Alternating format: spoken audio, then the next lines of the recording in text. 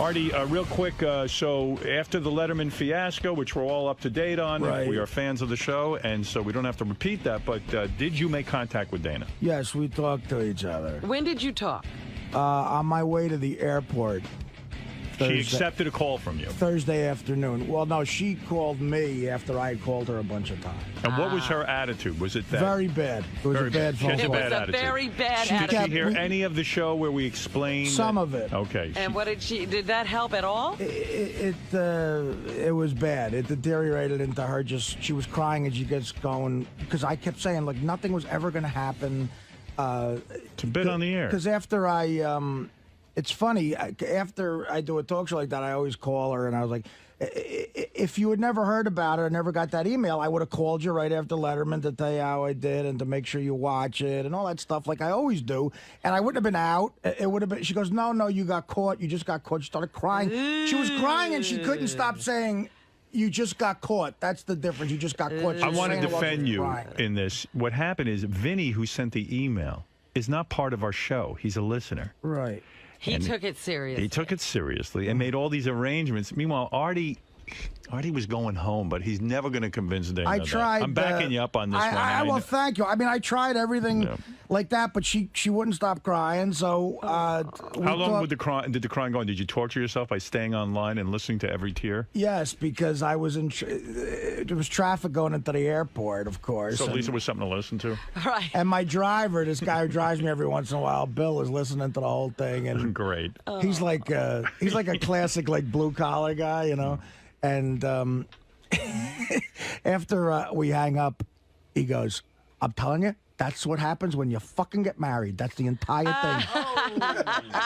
That's what he said to me. Because he heard the torture. He goes, I'm telling you, Artie, you're fucked. So after the crying, and then you get on the plane to Vegas. I got on the plane, and Did it stay with you the whole time on the plane? It sucked. It's weird because this weekend, on some level, was arguably the best weekend of my life. Right. Now, Gary had a whole different... He was in Vegas with you. Yeah, I saw Gary. I mean, again, look, the whole thing of like, you know, Friday night, you know, Letterman aired, and I had taped it already, and I know you can relate to this. Like, I knew it went well. I was happy, and, you know, the appearance was good. And, again, Howard called me. Again, I thank you. You know, it's gay to say because we're such good friends now, but it really is a thrill when you call me like that, man. And, you know, said he liked Letterman. My uncles and people called and said, oh, it was good. So, you know, that was fun. And then that night I did stand-up. I made great amount of money doing stand-up. You know, I'm in Vegas. The shows went good.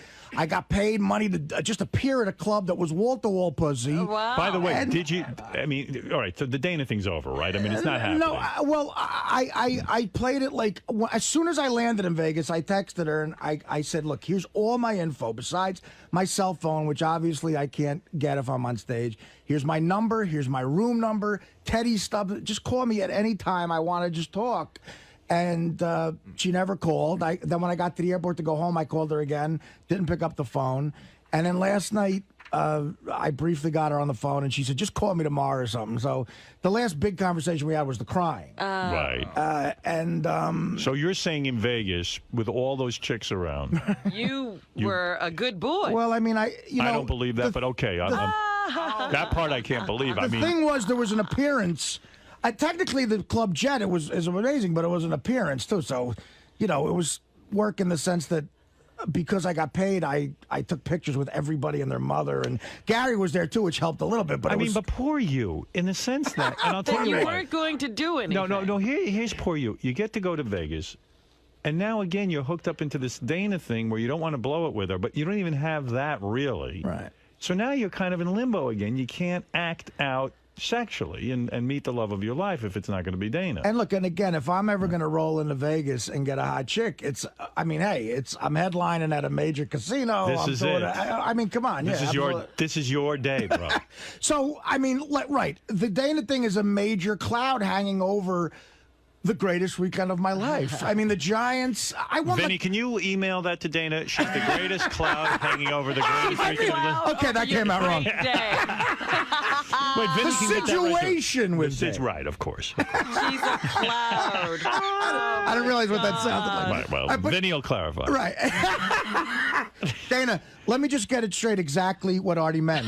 And you won 78 grand also on top of that. I went on the Giants. I mean, I won the goddamn coin toss. I mean, the fucking under, the Giants cover. Gary describes it as so funny. He goes, Gary has a gig out in Vegas as well this weekend. So stop me if I'm wrong, Gary. So go ahead. Well, first of all, usually what I would do is I go out with a friend, right? I always bring a friend with me because you get bored out there. You're sitting around all day. You can't gamble the whole day. Right. But Artie's going out. We're landing at the same time. And Artie even said, you know what? The greatest thing about this gig is Saturday. I'm done. All day we're going to hang out. And then Thursday night we're going to... So get on a plane Thursday night. Artie and I land at the same time. We get in the car together. Our rooms we're one room apart on the same floor. Fun. So I figure we'll grab a bite to eat, and then we'll go do a little gambling. Because, we're out in Vegas. Artie calls me. He's like, I'm on the phone. I got to deal with this thing. I got a lawyer. I'm talking about sister. Dana. And he goes, listen, you Dana, go out. Sister, you go out. Mortgage. Closing, not happening. Bye.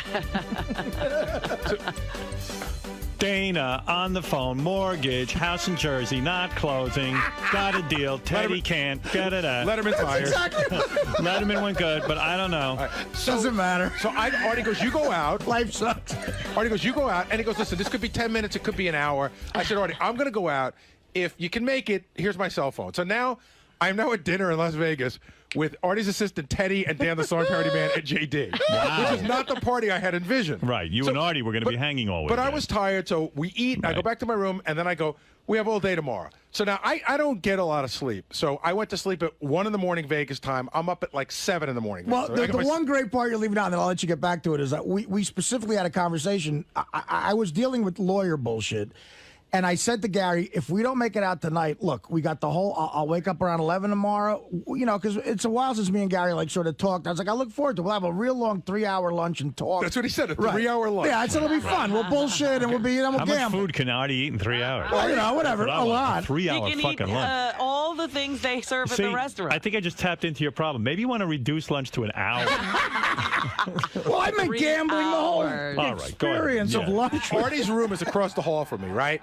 So I'm up at 7 in the morning, and I know Artie's not. I look by, and that privacy thing's on. I go out, I go downstairs, I gamble a little bit, I come back up, I go and get some breakfast. Now it's like noon, the privacy thing's still on. Now I'm bored to death. I call Nick DiPaolo. Nick DiPaolo comes to my room. We watch movies. We're watching Young Guns on fucking TBS.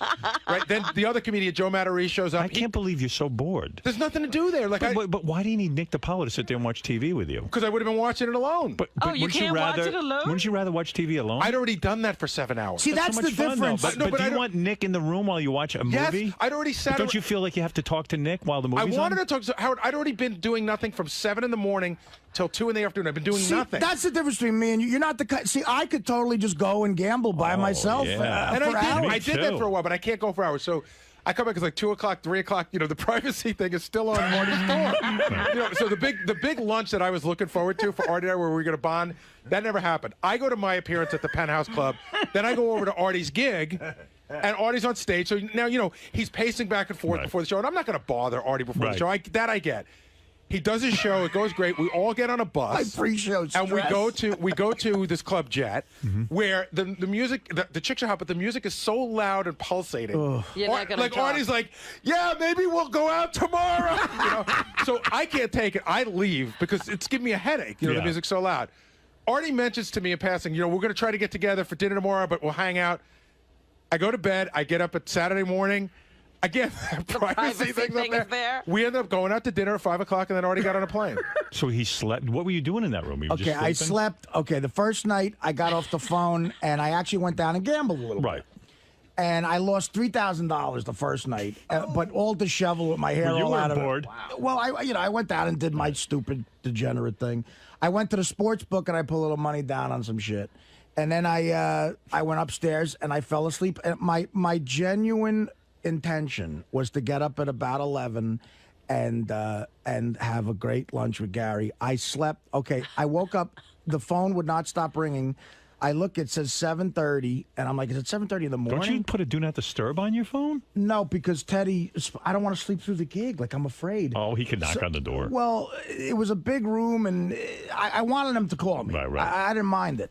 So I slept till 7:30 p.m. Wow. p.m. Wow. And look, the good thing was I was completely refreshed, and I actually almost overslept for an 8 o'clock show. So Teddy does a sound check. Now I got him trained. He knows everything to do. I go down there, and I just make it on time. But the good news is I'm refreshed because I had 2 shows to do and an appearance at this club. Yeah. So I went down. The shows happened, and then the club was a big thing. And then I gambled some more, and I ended up falling asleep at about 5 a.m. And again, the intention was to go and get up and maybe have a long lunch with Gary. And again, I woke up to the phone ringing at 4:30 p.m. and That's so nice. Teddy said, "Look, you got to get down because we're having dinner and at a steakhouse. The Luxor Steakhouse was amazing, and I had dinner and I went right to an 8 p.m. car to the airport. I had the red eye. So we had a 2-hour dinner. See, I don't understand Gary in this. You're so bored all the time. That's weird. No wonder you're a good dad. Howard, see, he's a good dad because he's looking for people to hang out with. Yeah. But I mean, like I spent. Understand something. I'm up at 6 in the morning, right, on Friday morning. So now 9 o'clock. I can't get back to sleep. I'd be outside. I'd go hang out outside. by What? the It was pool. freezing out. There was no pool. It was 40 degrees then I'd out. go gamble. Yeah, Okay, gamble. You lose a couple $100. You All want to right, take you a come up to the room, watch some movies, eat a little lunch. There wasn't. The movies aren't that great. I'd already seen some good movies on. I mean, If you had a friend with you, what would you be doing with that friend? That friend would be in the room We'd with be you all the bullshitting. I mean, you You understand? got to It's learn chess. Me and Gary have been trying to have lunch together for like years now and just talk. And I said, you know, it's weird. Who wants to talk so much? We got to go to Las Vegas to actually have this lunch. You're in fucking Vegas. Who wants to talk? Right. So wait a second. So then Friday night, I end up out at my gig, and this guy Jeff Beecher books me. I'm at the Penthouse Club, and he sends. He has something going on with midgets. There's always midgets going on. He runs an Oompa Loompa show. Right. So he sends an Oompa and a Loompa. What's Oompa Loompa? From Willy Wonka, with the funny hair. Yeah, You never I seen never them? saw that, no. They wear Oompa suspenders Loompa. and. So he sends an Oompa and a Loompa, and he sends Mini Trump. It's a midget in a suit with a Trump wig on, right? Yeah. So I would kill this guy. I don't know. I mean, I don't really know. Beach right here, he's a good guy. he's a great guy. He's a very Somebody nice pick guy. me up with 3 fucking midgets to annoy Why me. the midgets have to be in the car? I would kill myself. I went there by myself when it came time to leave because there were midgets booked at the appearance with me. I now get in the car. And it's funny because Beecher pulls over Mini Trump and he goes, I see him. It's so funny. He grabs him by the arm and he goes, the fuck are you doing? Because you can see the guy's drunk. He goes, I told you not to drink during the gig. And the guy goes, Mini Trump goes, I'm not drinking. He goes, there's fucking wine coming out of your eyes. And the No one wonder it's midget great. talks like a wigger, but he talks. He's got a really low voice, but he talks, yo, man, this is solid, man. Yo, you fresh. And he's painted green with an orange wig and a Patriot shirt on. They're just being exploited. God knows what their pay is, but they're all out. They They're say- all crazy alcoholics. They say that that Tara Connor girl was supposed to come to Jet Yeah, that Minnie night. Trump was in the middle of a controversy. So she was supposed to come, but she wouldn't? Well, she found out that Minnie Trump was going to be there. She felt that was disrespectful to Donald. You know, it sounds like Trump got mad and said, "You're not going." But Mini Trump sounds like a fun kind of thing. You got to see if him. there was a Mini Howard. No. You got to see him. It's an ugly Gonna wig. tear down the Trump rep. Yeah, there's nothing funny. It's funny, but it's not in any way I love honoring Mr. Trump. Wow. So now I'm in this car, Honoring Mr. and I'm coming back from the gig, and one of the Oompa Loompas does midget cage fighting in his spare time. Yeah. And he's got a thick Southern accent, too. I don't know, him and Mini Trump started to get into an argument, and he's like, I'm in the car, and he goes, listen, motherfucker, I will knock you down. I will fucking punch you in the head and knock you down. Yeah, they always fight And so with Mini each Trump goes, yeah, fuck you. I dare you. So now they're going to beat the shit out of each other, and I'm going, at least let me get the video on my Right, phone. yeah. And then also Mini Trump sort of figures out that he can't take this guy. Right. As like, listen, I don't want to fight. And the guy goes, fuck you. You're a dead man. When we get in this car, I'm going to fucking kill you. And I'm like, I just want to get to where I'm going and not be involved in like midget fighting. And then they were backstage at Artie's show, and he just kept tormenting Mini Trump. Don't fool. Like he was just trying to like mentally torment them. As soon as you walk out that door, you're a dead motherfucker. And the guy goes, I don't want to fight. I don't want to fight. But you know who's adorable? Who came to the steakhouse with us? And I'm going to tell you, Gar, I got a was picture of her. attracted to her. Me too. There's a mini Britney Spears. Wow. And she's a midget, but very nice. her face is really pretty. She was sitting there. I said, "Is that maybe?" I thought it was Beecher's girlfriend. I'm like, "Well, she looks a little short, but it looks like she's really got a little pretty short. face." She's a midget. No, but even in the, Howard, I have a picture of Are her. you saying you'd fuck a midget? Totally. I'm saying I'd fuck this chick. I'd fuck Minnie got a Britney. picture of her? I have a picture of her. Hey guys, it's right behind where I keep Howard's mail. What's wrong with that? But you can't tell. That's how they're introduced, though. I mean, this is Minnie Britney. In You the should buy picture, her for your new house. in the picture, it's not so obvious that she's a little person. Really? Do you know what I mean? Let me see that. JD, would you fuck Minnie Britney Spears? Would I? Yes, I would have actually. I would have fucked anything that last weekend. I don't know, but she's got the whole midget thing going. I didn't Really? see the midget thing. I didn't see the picture. I don't know. She was very nice, and you know what? I mean, I just feel, she's. You couldn't do that, huh? Oh yeah, I got the same picture. Let me see. Well, you know what? She's cuter than in the picture. Does she have those little fat legs? Yeah, she's a midget. But she's on her iPhone constantly texting. Gary left out a huge part when he had to go to dinner with Dan the Song Parody Man and JD. Yeah. Gary was going around saying that Dan the Song Parody Man was torturing him with bad stories. Like I wasn't saying that. Everybody was saying that. Oh, yeah? You know what? Dan. Is Dan boring? He's a good guy, but Dan is like one of those guys where. You don't want to go to dinner No, with him. Dan has the greatest story about anything. If you go, hey, listen, guys, we got to get out of here. It's 10 after 11.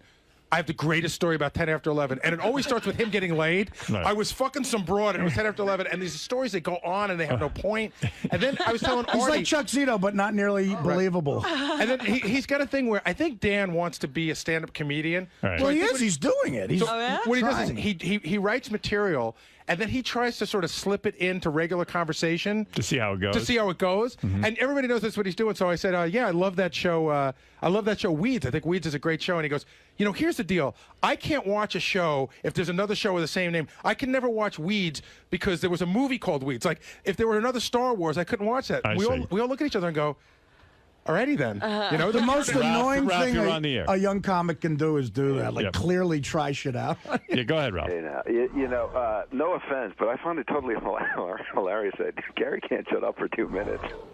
Like, you can't sit and watch a movie. You got to have Nick come up. I know, it's Oh, weird. come on, I was there for hours. But Gar, So what? who needs Nick to sit and watch TV with you? Well, we were going to go do something. No, what happened was Nick and I hooked up. We were going to go do something. You're in Vegas. Shopping. Go shopping where? You see what those they're fucking shit malls. I'm not for shopping. It's either in Cartier or like fucking sequin dresses. See, what I You don't gotta go understand shopping is, for. I'm like, Gar, why not gamble? That's Don't you that's read my books? mentality, though. Do you ever I read did. a book? I finished the Billy Crystal book in 2 hours. Oh, my God. 700 Sundays. Done. God. Read all my magazines. Watched. a couple I don't of- even understand the word boredom. Watch When Mr. you say you Brooks. were bored, I don't get it. Vegas is about the last place you could be bored, I think. Well, you can be if you can't go down to the pool and Go you get a don't massage, and you don't, work out. Okay, great, perfect example. Yeah, work Tried out. to get a massage. Right, they were all booked up. Tried to go to the Art of Shaving in the mall. I figure, all right, I'll get a shave. What the fuck? I go on Friday afternoon at 2 o'clock in the afternoon. A woman goes, "Yeah, we can get you in on Sunday." The place was packed. So anything that you tried to do How about that was the gym? remotely fun. How about the yeah, gym? right. I'm gonna go to the gym. Fuck you. Why? What's wrong with the gym? If I haven't, I didn't bring Take my a gym jog. clothes. If I hadn't Bring started 'em. working out, I'm not gonna start there. I'm in fucking Vegas to have fun. Yeah, but you sit in a room with Nick DiPaolo. Yeah, but you wound Nick's a up, good yeah, guy. sitting I in the know, room but with Nick. I mean, what fun is that? But I mean, you guys think you have all the answers. Like, go to the mall, go to this. I tried to go Dude, out and do I'm stuff. never bored in my life. I don't understand. There's just not enough hours in the day. Well, that's you. I mean, that makes you you. Just a computer. I could be on that for 10 hours. I was on that for hours. Answered all my emails, looked up stuff on the web. But then you still had hours to kill? I did. Oh, my God. Can't you just go down I and love play that you blackjack? guys think this is so funny, Ralph. You should live on boredom. You don't do anything. But he's not bored. I'm not bored. I know, because he has no goals. How can you be bored when you have nowhere to be? Write a book. What was your goal? I mean, what's goals? That's silly. I don't know. Yeah, I that's silly. don't understand being bored. It's beyond. My It's a mother always retarded says, conversation. I would go in my room for hours and just think, and it would excite me. You know what the thing, and here's the thing, and Gar, I mean this as a compliment. You're not a Vegas guy in the sense you're not a gambler. You know what I mean? It's like you're married now. What are you going to do? I mean, Vegas. Artie's Vegas guy. saying you're no fun. No. But I'm saying he's because not of the going to go. joy I'm in a relationship. He's not gonna go get a whore. Okay, so we're not going the whore route. But I could go to Vegas by myself and never be bored. Instead of calling a horse, first you of have all, to call I bring Nick my DiPaolo. laptop with me. You know, I love chess, so if I ever have a down moment, I read chess books. All right, get a hobby. Do you have any interests? Of course I have interests. I read like crazy. I love to watch so then movies. Read. Bring a ton of books. There were no bookstores. He couldn't You can get luxuriate. another book. First time, your kids aren't around, Mary's not around, you got hours to yourself. Lay in bed, read, order room service. Understand, I did all of that. But Gary, I did all of that. That takes hours and hours to do it. And I did it. You have no interest that take hours? I'm up at 6 in the morning. There's nothing to do. I don't have to be anywhere till 8 o'clock at night. Fucking fuck you. An empty vessel. Look, empty vessel. You're a fucking empty vessel. I don't know. Shower. I could sit and play chess. Oh my god. Yeah, I'm getting a fucking soft but on at for least, that. But I don't sit bored. I mean, God I'm Almighty. not begging Nick DiPaolo. Chess. You think that things that we do is frivolous, but chess is like it's as frivolous as watching a football game. No, it's not. If you enjoy it, it's fine for you, but don't make everyone else think they're missing out on something important. It's very important. Oh, you're smarter than us because you play chess. Look, there you. No, but go find something that's comparable. No, there's Gary sitting and bored, picking his belly button. Wait, Gary got fat. Yeah, he did. There's Sal has the Gary mask on. He's just sitting there picking his nose and looking at his watch. By the way, you should talk to Sal about his weekend. What went on with Sal? Oh, he's such a piece of work. Oh my God. What went on there? They did a show in town on Friday night, right? This story is extraordinary. It's extraordinary. Really? They did it. So the Killers of Comedy do a The show. mask just came off. Sal's coming in. They do a show in town on Friday night. Afterwards, they go to a strip club, right? Who's they? I guess all the guys that Levy and Sal and Ronnie, all the guys that came to see the Killers. Not Florentine. He's taken. So Sal's wife came to see the show, so she ends up at the strip club with him. She starts drinking. The way Sal's going to blame everything on everybody. Ronnie kept pouring drinks down her throat, like he. Maybe he forced her. She gets so drunk. Yeah. Wait a minute. Let's backtrack a little bit. Just so I get it right, and I don't get in trouble. Right. Let Sal tell the story. I figured, things. I've had a rough time with my wife. I'm going to take her out and make her part of the crew, so to speak. Yeah. So, she had a good time. I went to the bar. She sat with Ronnie. Ronnie's pouring drinks down her throat. That's what she wants, to be part of the crew. I want to make her feel like she's... What do you mean Ronnie's pouring drinks down her throat? Ronnie's giving her drinks and she's drinking them. Right. Well, Everybody's a fucking victim in your story. He didn't hold her down. No. Okay, Ronnie's pouring drinks down her throat, and she's enjoying it. And she's enjoying it. pouring drinks down her throat. They're drinking together. He got her a lap dance. I'm not complaining. Right. He got her a massage. They're having fun. I'm happy that my wife, for once in her life, is happy with me. Okay. She wasn't happy with you. She was happy with Ronnie. Yeah, she was happy. She was away from me, and Ronnie was making her happy. And I was happy that Ronnie was doing it. So I'm at the blah, blah, blah, blah. Fast forward. Everybody's bullshitting. It's 1:45. We got to catch a 2:07 train. There's 6 of us. They go into the car. I go get my buddy Chris, who came with us. I go to get Chris. I can't find him. He's out getting his, dance or whatever. I finally find him. I go, Chris, we got to go. He goes, let me finish my dance. I go, all right, 2 more minutes. I'm waiting for him. I get a phone call. It's my buddy Ian in the car with my wife. There's 4 of them. He goes, we're in the car. We got to go. I said, go. I'll catch the next cab behind you. Okay. Yeah, exactly. This is where it all starts. I got a lot of drinks in me. I'm not really keeping track of time. As he's getting a dance, a girl comes over and goes, I'd like to give you a dance. I said, well, I could get in the car, get behind them. What's 5 more minutes? So that dance goes by. But when that dance ends, Chris happens to get another dance I have to wait for him. And I said, I figured it out. I go, I could still do this. I could get in a cab right away. I'll give this guy an extra $10. We'll get right in, and I'll catch the train. One thing leads to another. I look down at my watch. I missed the train. I'm like, oh, shit. Well, I talked to Chris. I go, Chris, we missed the train. He goes, don't worry. We could catch the 2:35. He goes, this is what we'll do. We get 2 more dances, and you call your wife up and say you're on the train behind her. Right. I go, perfect. I'm 15 minutes behind. We get a couple of dances. I start doing some shots with him. Oh, my goodness. And I kind of black out. All of a sudden, I'm on the couch. Yeah, I'm on the couch, and my phone is buzzing in my pants. I think it's a phone call. It's not. It's a voicemail. I pick it up. It goes, I hear, Sal, I'm on the train with your wife, and she's throwing up all over the place. Where are you? So I go, holy shit. I turn to Chris. I panic. I jump up. I turn to Chris. I go, dude, we got to catch the 2:35. We got it. He goes, 2:35. He goes, it's 3:45. I go, oh my God! I look at my voicemail. That phone call came in at 2:40. No, 2:20. Oh, She's already home already. So now it's 4:40 in the morning. Jesus. 3:45 in the morning. I go, Chris, what do we do? He goes, well, we're stuck here. We don't have any trains, so we waited till the place closed. Then we got a ride home. I got home at about 6:15 in the morning. Oh my God. So you missed your wife's illness. Yeah, I missed everything. Of course. She's laid out on the bed. She's got red maraschino cherries crammed around her lips from throwing them up, I guess, from the drinks. Wow. He said she had alcohol poisoning. And, so the thing is, don't drink when you go out with your wife to a strip club. Oh, unless, is that the moral?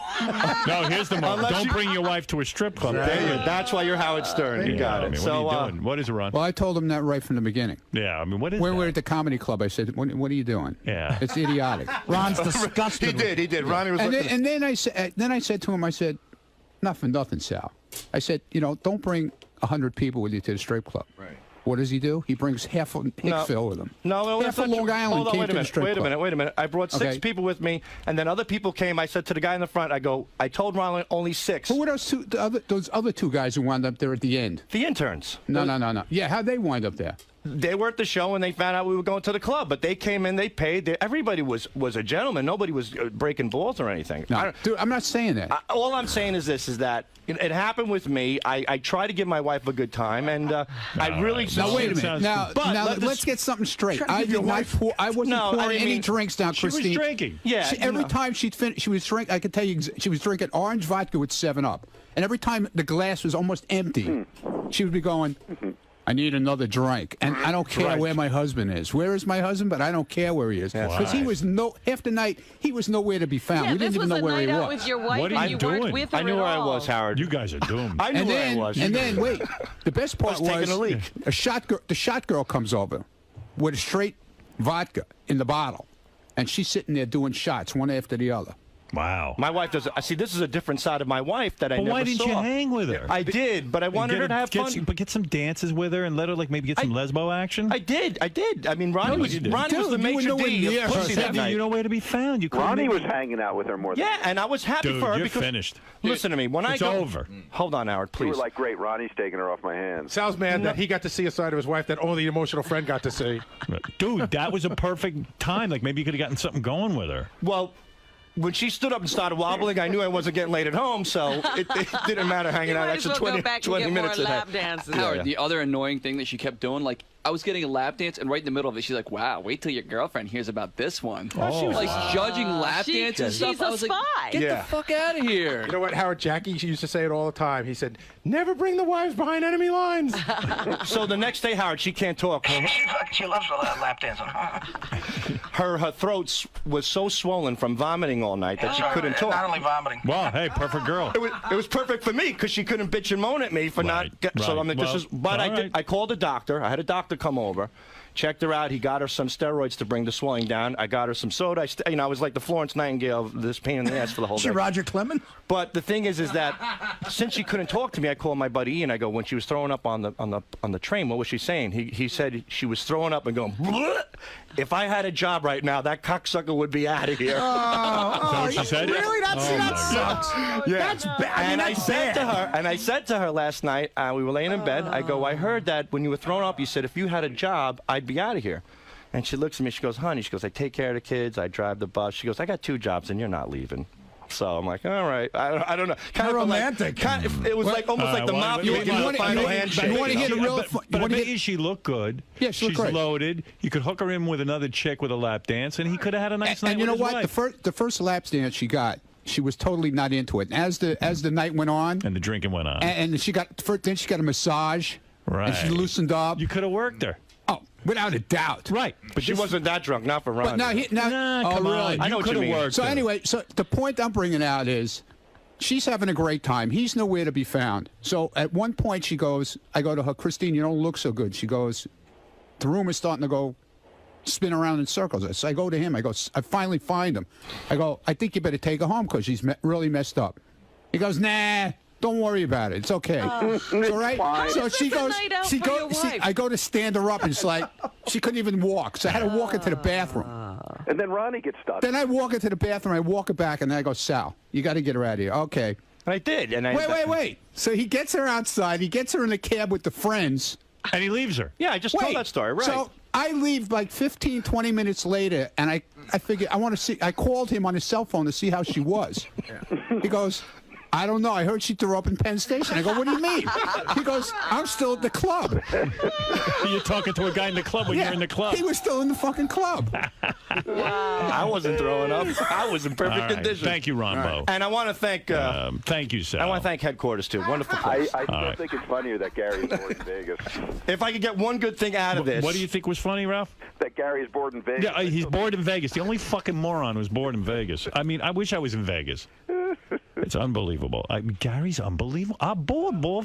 I can't think of a thing to do in Vegas. What do I do now? That's like the entertainment capital of the world. I sat in my room. I mean, and by the way, the guy's always busy with his kids and his wife. He finally had time to himself. Hold on. If you're going to talk, let me get a fucking word in. Now, fuck you. Ralph's such a legend. Look, what is there to do at 11 in the morning in the entertainment capital of the world? What's there to do? You know what, Gary? Let Ralph answer. He's a fucking authority. All right, you could do 9 million things. You could go shopping. You could go to... You can't go shopping there. Gary, his passion is shopping. His passion is working out. You are passionless. He doesn't shop in Vegas. I always told that about you. He shop without your credit card. They have some of the best shopping in the world. Again, they got every store there. Every store you go... I've never seen a store. But Gary, that's his passion. Artie's passion is gambling. People have passions. I mean, you're sitting in a room twiddling your thumbs. Passion that I could bring to Vegas. I apologize. It's called playing blackjack. I could do that for 15 fucking hours straight. Poker. But listen, you're not going to play blackjack for 15 hours straight if you're losing, Howard. You of all people. All right, I would stop, and then I would go do something else. I'd read a book. You're there without your wife and kids for once. You have a free day. Fucking walk around. Just fucking read a book. Why was it so horrible to have dinner with Teddy and JD? Oh, please. He's better than I'm going to lock you in a room with those two, Robin, and you'll see Gary's That point. I understand. Howard, Artie, and Robin, three of the most antisocial people. Gary, I've never... Gary, I'm saying the reason I'm antisocial, I'm so fascinated by myself. I don't need anyone. But you go talk to your shrink about how fascinated you are about yourself. I do. And you know what, Gary? Thank God for it. My mother would say I would be in my room for a day. They wouldn't even see me. I sat there by myself. I loved it. I was the same way. I could announce a whole baseball game in my head where I was the hero. I watched the Super Bowl last night by myself. It was the best thing ever. Yeah, and then you got a little bored. You called me for a few seconds, and that's it. But I mean, how is this guy so bored? But in Gary's defense, like Vegas is the entertainment capital for someone who's not married with 3 kids, faithful to their wife, and doesn't gamble. I mean, it's like, you know. Plus, it's not hot there right now. It's freezing. If he's bored, he could spend at least a few hours brushing those teeth. I don't know. All right, hey, There's Ralph, no thank winning. you. There's no winning. By the way, this weekend I was this close to Peter Dinklage. Oh, yeah. That's I don't know that who that actor, the little person actor. Oh, You were with a classy midget. Train station. And you're attracted to him. Yeah. And then they told me I was in the wrong aisle, that I needed to go another aisle over, so I never got to speak to him. You didn't say, hey, I'm attracted to you, even though you're a midget? No, and he was alone. See, that's how I know you're more sophisticated than I am. Like, somehow you were with Peter Dinklage. I was with Minnie Trump. Hey, real quick, I just want to get to this because there's a bunch of things to get to. Benji also was... by the way, and Jim Florentine and you, did you work it out? Remember his... If you remember on our last show before the break, Jim had on his webpage... It wasn't on his webpage. It was on some college message board or something. It was an ad that had been put there by his agency. It was... So, in other words, you two are still tight? We're fine. Did you watch the Super Bowl with him? Yes, I did. Oh, you did? Oh. That's big. That's big. That's big? Where, at his place? No. Your place? No. Where? Did you go to a bar? No. A hotel? No. Oh, my God. You were in a hotel. I was not in a hotel. A tete-a-tete? You know what, Howard? Like, did you guys make it fun for this? Like, what were you doing, like, during Super Bowl? Like, we were at his brother's house. Oh. You know what, Howard? I'm gonna ask her something, and this is gonna prove how close they are. Oh, here we go. Who is Jimmy Florentine's favorite football team? The Miami Dolphins. Oh my God, she does know him. She does know. She didn't even know that about Mr. X. She was with him 7 years. Wow, he's a Dolphin. You were at Jim's brother, which he has like 17 brothers, right? Right. Does his brother look like him? There's a family resemblance. Was the brother nice to you? Yes. So it's you, Jim, and the brother. And no, it's his whole family. Oh my God. We have a winner. What do you mean his whole family? Like who? His mother, all of his brothers and sisters. His mother? And nieces and nephews. So he took you to meet his mother? No, he took me to the Super Bowl party. A Super Bowl party with his mother. What do you call his mother? Mom? No, I called her by her first name. What's her first name? Diane. Diane. And did you two have like girl talk in the kitchen and shit? No, we didn't spend a lot of time talking to each other. Was she into you, or was she like not getting She was your very whole sweet. thing? She came out to greet me when I first got there. Do you think Said they liked hello. you? Because if they don't, that could kill things. I think they liked me. What'd you wear? Did you show the titties? Oh, here we go. The kick is up, the kick is no good. We got a dundee. Jim, did your mom see the titties? Nah, she told embarrassing stories about how big my balls were when I was born. Oh, God. That is embarrassing. So we what did the snuck mom- away during halftime. I entered her end zone. So like you were a couple with his mom there. Wow, that's a big. Come on, don't downplay this. You know that's big. Were you nervous? Well, sure. Meeting a person's entire family, sure. Mom, whatever you do, don't fart in front of her. Did you hold hands in front of the mom? What? Did you hold hands in front of the mom? That's a No, we didn't hold hands in front of his mom. Why not? But I felt her up in front of my brother. Did you kiss him in front of the mom? I don't go around kissing people in front of Did he have his people. arm around you during the game? We held hands during the game. Oh. And she was wearing a skirt. What? She was wearing a skirt. I guarantee Florentina's never held hands with a broad through the Super Bowl. That's This is big. Did you wear a little mini sundress? No, I was wearing Like little Annie pants. Fanny, like everything pouring out? No. All your assets on display? You had to think about what you're going to wear in front of his mom, right? She looks like she had 2 Vince Lombardi trophies in her top. Wow, big step, Robin. Don't be ridiculous. Didn't realize. Super Bowl with Jim's family and the mom. Wow. Yeah. Oh, Did you here go in we the go. kitchen with the girl? Like he has sisters, I guess. Yes. Did you go in the kitchen with the sisters and the mom and like bond with them? Well, I sat with his sisters and we talked for a while. Yeah. Even while the game was on? No, like the girls no. get bored? Once the game started, we just watched the game. But beforehand, like you sat there with them and you were polite and like listened to their fucking bullshit. Oh, they were great people. It Yeah. wasn't like torture. I enjoyed it. Yeah. I mean, this is serious. Yeah, I didn't know we were up to this. This is really escalating. I was like, this must be serious. What do you Nigga had make me of that? voting and shit. What do you make of that?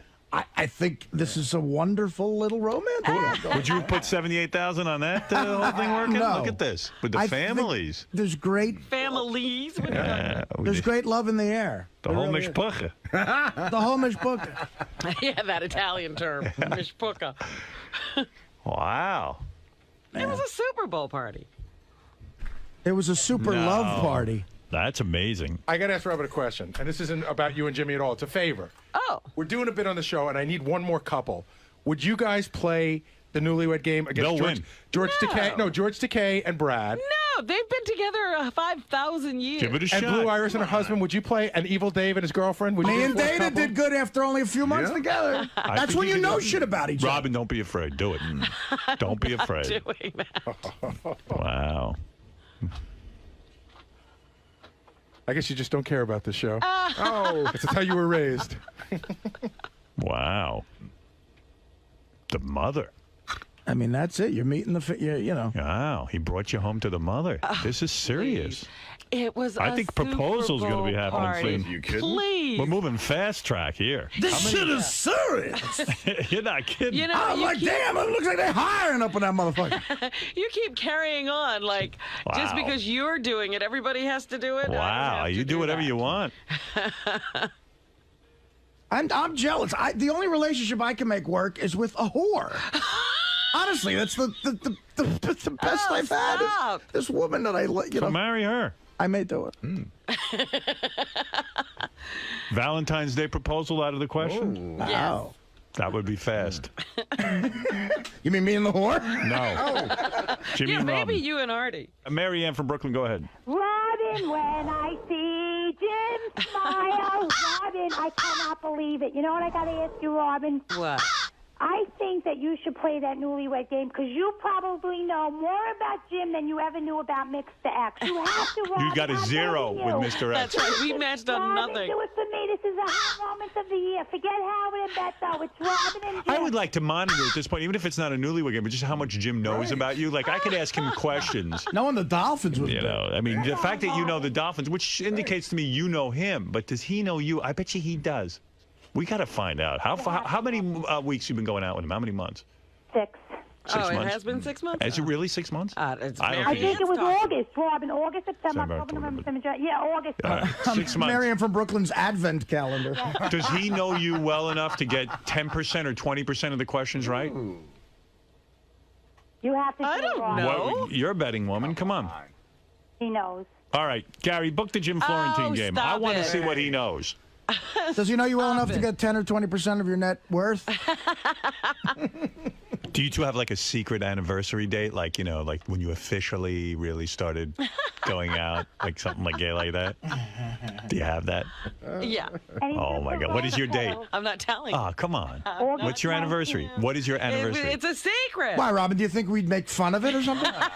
We wouldn't make fun of that. Wow. The mother. Mother. Does he Super look serious on Super Bowl Sunday. super Robin. serious? I'm dying, Robin. Is this the first time you met his mother? Yeah. How about brothers, sisters? Have you met them before? I met one brother before. 6 months in and already meeting the parents? This is serious. This is serious. It is. Let's be honest. I'll be honest. You ain't bringing, just anyone home to that party. Absolutely not. Absolutely not. And this girl's Well, presentable. I'm acceptable. I can That's what I hang said. in, This in a room. girl's presentable. I said. Right. So You ain't no Condoleezza. Doesn't mean anything. I'm good to take home. She can't lie to my supervisor. He ain't sick. He's drunk. Give me the phone, bitch. well, Robin, good for you. Good for me. And you would say it went well. Any awkward moments? No, And you think they liked you? I like them. Do you think they were disturbed by the fact that you are an interracial couple? No, You don't think it was an issue? No. You don't think there was talk afterwards? no. Oy vey, a Schwarze? Nothing like that. How about his? No, I know his very brother. gracious. You didn't family. sense that racial divide. No, not at all. I know his brother a little bit, and he didn't slip up and go tackle that little guy. He would never do. You're making a joke, right? Of course. Yeah. Not Jim, his brother, and it was a Right. joke anyway about his brother. You don't even know the brother. I do know him, but he'd never do that. Okay. Did they ask to touch your hair? Oh, you have such different hair. Nothing like that. Can we see your extra bone? Happened. Did anyone bring up black stuff to show how liberal they were? Like, No, we really nothing love black like that. people. Nothing. Hey, Mom, bring out that carving of Marcus Garvey. Right. Remember that episode of Good Times? Yeah. What's up? I got to ask Robin. Robin, have you met Jim's friend, Crackfinger? No. Jim has this friend. I met him at Rocklahoma, and he's famous for when people pass out at parties. He sticks his finger in his own ass and puts it up to people's nose to wake them up. And he's like one of Jim's best friends. So See, Jim dumped that guy, I bet, when he started dating Robin. I'm sure he's taking that guy home. I want to introduce you to Crackfinger. Robin ain't meeting Crackfinger ever. Mom, here's Crackfinger. And Crackfinger was so funny at Rocklahoma. He was doing this thing I've never seen before. I even love Rocklahoma. Washing? He had gym shorts on. He was drinking a beer. He'd lift his gym shorts up and piss everywhere while he was walking. Nothing like a guy who does that. Man, Robin, he's my favorite. You haven't seen any side of him like that yet. No. Yeah. No. Yeah. You'll meet Crackfinger one of these days. yeah. Yeah. Marry Jim, you'll meet Crackfinger. Crackfinger. He's the man with the smelly touch. Crackfinger will be your probably his best man. Oh my God! And this was the greatest thing Crackfinger ever did. Oh. We were on the plane to Rocklahoma, flying to Tulsa. Crackfinger had a massive zit on his forehead, Right. like a white pussy zit.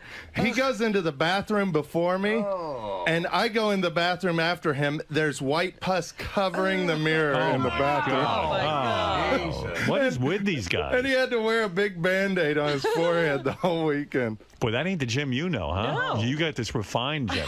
Well, this isn't Jim. This is Crackfinger, his friend. but that's what Jim likes. Yeah. Oh, Jim loves Crackfinger. Right. And yet Robin doesn't even. If Robin met Crackfinger, that would even be bigger than the mother. Maybe that's Then what it it's is. serious if you meet Crackfinger. All right, thank you. I got to take a break. This Jim that she's with discusses Nietzsche and Plato with her. Oh, yeah. Let's go to the theater. By the way, Crispus Attucks, one of my favorites.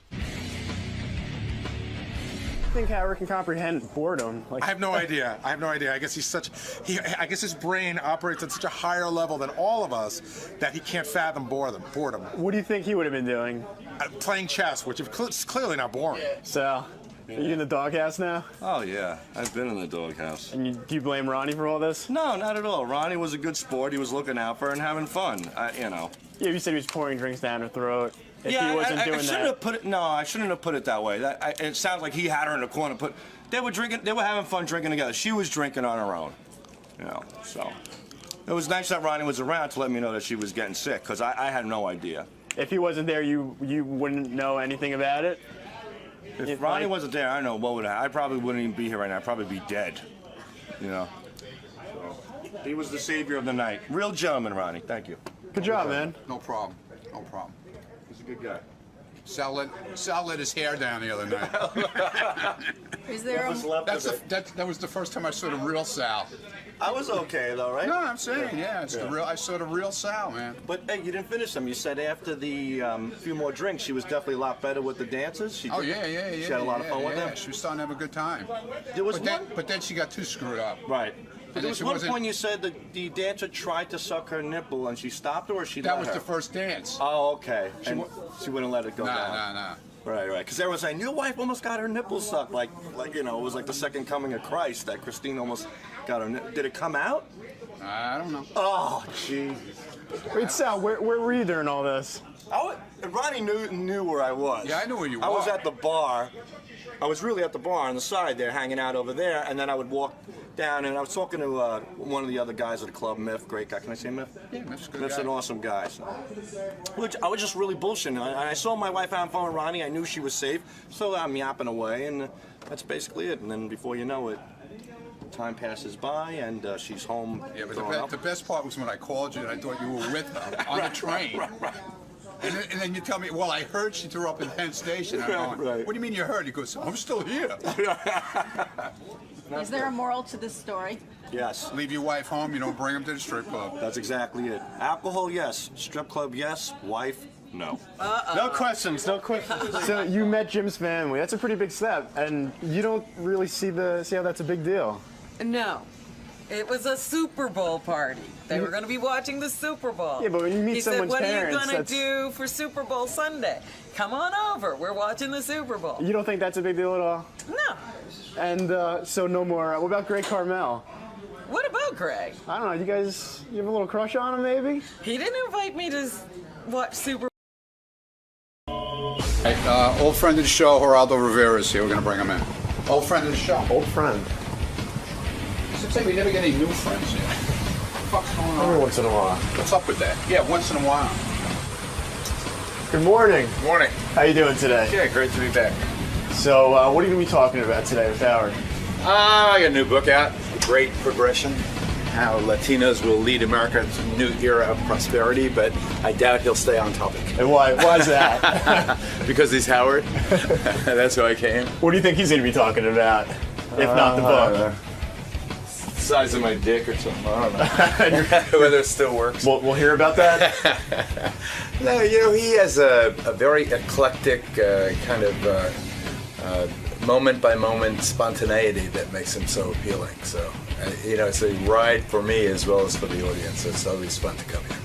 All right, Geraldo, as you know, is a legendary figure in television. He's now with Fox News. So much to talk about when Geraldo is here. Geraldo. There he is, looking fit and young. You know, that mustache is getting to be a little... What about the mustache? Time to get rid of it? Yeah, I think so.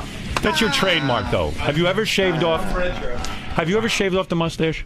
It's 40 years old, 1968. Right, and women like it? Yeah, I guess. I like it. You know, Geraldo, we were just talking about you this morning because we were telling everyone that you're coming on. You're, of course, now a correspondent on Fox News. And it always struck me as a strange business decision that here, people don't remember this. Geraldo had his own Oprah thing going. And the show was tremendously successful, generating millions of dollars, and you walked away from it. It wasn't like the show had low ratings. It wasn't canceled. It was on 11 years. It would have still been on. I mean, Maury's still on. A lot of them, that followed me. You were making a ton of dough. I had a money tree growing in the backyard, but I had a... So strange that you quit to go work at Fox News. And I love Fox News. I watch it all the time. I invented the Who's Your Baby's Daddy. And I remember one show... You're proud of that? I know. That's what I'm saying. I love it. That's what I'm saying. I had a guy on who was abusive to his wife. And we were busting his balls because he was abusive to the wife. And I said, you know what? I got a surprise for you, buddy. You know your kid? That's not your kid. That's someone else's kid. So he stands up, he punches the wall, he says, thanks a lot, Geraldo, and walks off. And I look at Mike Jacobs, my stage manager, said, I can't do this shit anymore. I've had it. I walked out. That was it. It was it. And I mean, you've made enough money in your career where you've even said, I'm going to you're in your 60s now. You're going to retire at 70, which is what? Like, what are you now, 67? 6. You're 66. Yeah. So in like 3-4 years. But I also have a 4-year-old, so I don't know when I'll retire. Well, is that the... I mean, you're chasing around a little kid, huh? I am chasing around a little kid. That's retarded. It's harder than war. I know. Wouldn't you rather go cover a war? Is that why you put yourself in dangerous situations? It's a lot easier. People don't realize it. You hope you're going to die. Adrenaline's got your heart's pump. Be honest with you. You married a young woman recently. I did. I love her. 6 years. Gorgeous girl. Thank you. And I guess same about Beth. Yes, and she wanted kids, unfortunately for you. You can't marry someone of childbearing age and not have a child. And so now you're chasing a young kid around. But and I don't want to put this the wrong way. It's got to be complete drudgery for you. You married this hot chick. She's got this kid now with you. And, I mean, you're an older guy. I know you only have so much energy. You want to go box. You want to work out. You want to come home and relax. You want to bang your wife. You can't sail. You got a kid. Yeah, I take the kids with me. It's hard, isn't it? Well, it is hard. But, I mean, you get the enormous payback of this lovely child who... adores daddy, and you throw her up in the air, and you just hope you can do it for 5 or 10 more years. You throw up in the air, you purposely don't try not to catch her so you can... But her name is Soul. She's my sunshine. I love her. You do. You love her. You're having a good time. And the wife, after she got pregnant, did she get completely back into shape, or did her body change? Oh, no. She's a fanatic about being in shape. She's very, very shapely, very lovely. She didn't gain 35 weight. years old. She's back to her original weight than when you met her. I'd say so. She's 35. 35. And you are 66. That's right. That's unbelievable. Yeah, do the math. Wow, that's awesome. And you're still able to have sex with her on a regular basis? Yes, on a very, very regular basis. Are you still as attractive? Because you were a very difficult kind of guy to hold in a relationship. I am no longer. I've been clean and sober in the sexual area for, what is it now? We've been together since 2000, so it's... Were you a sex addict? Yeah, I guess. In other words, you had a hard time being alone. I was more, I needed constant reinforcement, and, I needed adoration. And being in TV, being in the media, and growing up a homely kid before I was famous, and then suddenly having all the money and notoriety and really a limitless, essentially, line of willing and attractive women, you just become a pig. I became a pig. In other words, what you're saying is that when you're a famous guy and all of a sudden all this opportunity presents itself, that at the bottom of it was your own insecurity, that you needed these women to pump up your self-image. Well, I guess. It also felt good. Right. And how could you have been a homely child? I mean, you're so beautiful. No, when I see asthma, you're so skinny, handsome. Pimples, Look at you. I mean, Puerto Rican and Jewish. I can't relate to anybody. When did you get your first? When did you first get your first woman? Were you very young enough? Yeah, I was younger than most. How old? Younger than. Mid-teens. Mid-teens. Yeah. So you weren't that homely. No, I mean. your last book that I remember, right, was a book about all the chicks you banged. Oh, that was the book before. The book before. Now there's a book I can read. Bette Midler, you had sex with. I've interviewed you many times. Barbara Walters, I believe you had sex with. Well, I did not have sex with Barbara. You just made out with Barbara? I tried. You made out with her. I tried. I came on to her. How far did you get? Gangbusters. Well, we were in Panama, and we were covering the Panama Canal being handed over to that country, and we were both pursuing an interview with the dictator Torrijos, and I put all my best moves on her. I had my Guayavera shirt on. It was a sultry, tropical thing. And I said, Barbara, come on, let me show you, some Spanish. And she pinched me on the cheek and said, "You're so cute. I'm having dinner with General Torrijos." You're busy with sex, and she's getting the interview. Yeah, exactly. For what it's worth, I mean, you're married now, but I think you could get her now, Barbara Walters. I think she's still sexy. I mean, I get in trouble every time I talk about her, Barbara. So when you walked away and you went to Fox News, I was shocked because you were a big money earner, and it had to mean a huge pay cut. It was going to Fox. It was. Went from $6 million to $2 million. Were you happy though? It wasn't being happy, and it sounds corny, and I almost hesitate to tell the story, but after 9/11, I was living then in Rumson. I had the daytime thing still happening. Well, the daytime thing had ended, but I still had all the money. I had the big contract at NBC. And when 9/11 happened, there were 8 dads in my kid's little junior high who died that day. So I went to NBC. I was had Rivera Live in Fort Lee, and I was doing Dateline. And I said, send me to Afghanistan. I want to go. We got to get these bastards. Let's go. Let me go. I said, no. We have people covering that. You stay in Fort Lee. You do your show. And I said, screw you. And I went to Roger Ailes, who had hired me at NBC and had gone and created Fox. I said, Roger, can I be a war correspondent? And he said, come on over. But I already gave all the big money to O'Reilly, so you get what's left. Wow. Because, in a way, you think about it, with all the divorces, maybe you don't have that much money when you think about it. If you're making, at that time, $2 million. No, I was making 6. You were making 6, but then you took a pay cut and made $2 million at Fox. Right. You had been going through yet another divorce. Right. With Cece, the beautiful Cece. Right. And who I still love. Who you still love. Yeah, she's great. She's the mother of my teenagers. We really get along well. You love the new wife more. Oh, that's a different. Exactly. Much younger. And the point is, all these wives and all the money going out the window. I spent a lot of money in. I spent a lot of money in divorce. Is that why? But I still, please don't cry for me, Argentina. I still, I own a private island in Puerto Rico. My sailboat. I have. You own a private island in Puerto Rico. Yeah. And what? Remember, he had to fight the pirates one time when he was. That was Somalia. Yeah. Yeah. Well, talk about the time you fought the pirates. I mean, it's unbelievable. In Pittsburgh. No. You've gone through a lot of money. You fought Willie Stargell. You have fought with everyone. I have. I fought pirates. my way. Wives, pirates. That's true. Whatever. Now, you wrote a book, a new book, about how Puerto Ricans are going to save the planet? Hispanics. Right. In general, not just Puerto Ricans. Not just Puerto Ricans.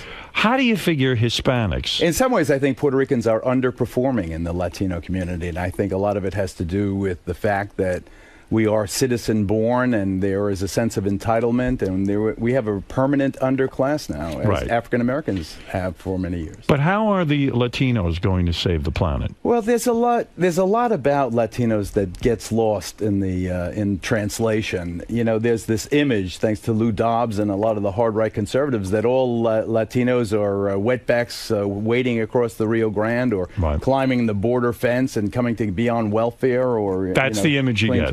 Right. And it's just not true. When you look at this, 46 million of us now in the United States. We contribute $1.3 trillion a year to the U.S. economy. Right. Dominate industries like baseball, for goodness sake. We are, doctors and lawyers. And most importantly, when you look at Social Security, and I'll be brief because I don't want to bore you. No, you're not boring, but you're trying to say you're not all farm chicken farmers. Right. You're writing this book to destroy the stereotype. Exactly. Look at Sonia Sotomayor, who grew up in the same building as my Aunt Anna and Uncle Felipe in Co-op City in the Bronx. Right. She #1 at Cardinal Spellman High School, single-parent household, mother working 2 jobs, a mother a veteran of World War II, a nurse. Mother's working 2 jobs, gets her in Cardinal Spellman, graduates #1, goes to Princeton, graduates #1, goes to Yale, editor of the Law Journal, best judge ever, and now on the Supreme Court. And the reason that she's on the Supreme Court, and she got breaks in life, and people don't realize this, is because of affirmative action. And people are anti-affirmative action. I'm very pro-affirmative action. People need a break who are poor. They don't get the advantages that other people get. The main thing, though, you may say that affirmative action was a key in her life. It gave her a shot. A much more important aspect was her own ambition and the fact that she was brilliant. Her ability.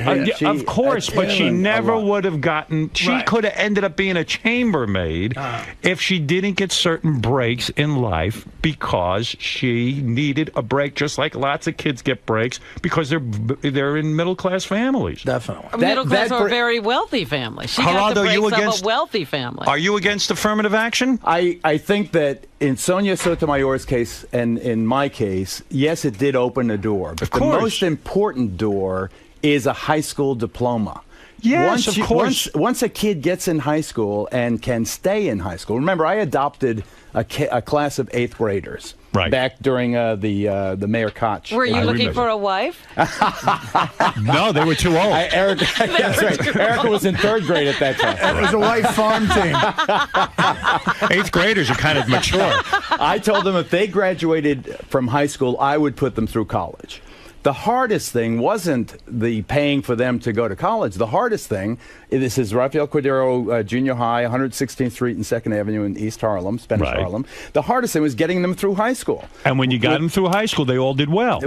But getting them through high school, I lost more than half right there. I lost more than I couldn't get them between the pressure to work or the various abuse, the drugs, the but you gave them a shot, and that's nice. And it's nice, and I think that if all of us remember where we came from, that's a better shot than affirmative. By the way, the new book is called The Great Progression. It's in stores tomorrow. So is this a book for Latinos? No, I want Latinos to read it because Latinos need to know who they are, and many of them don't know. We're about more than MTV Cribs and some of these other telenovela kind of situations.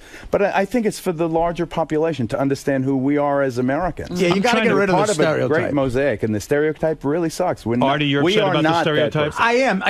That's the most important thing is getting rid of the stereotypes. I wanted to ask Geraldo, in the book, does it say where I can get my wallet back? Geraldo, explain something to me. You were the first one. You were the only one to get an interview with Michael Jackson's mother, right, Kath. Since this death. She trusts me. She trusts you.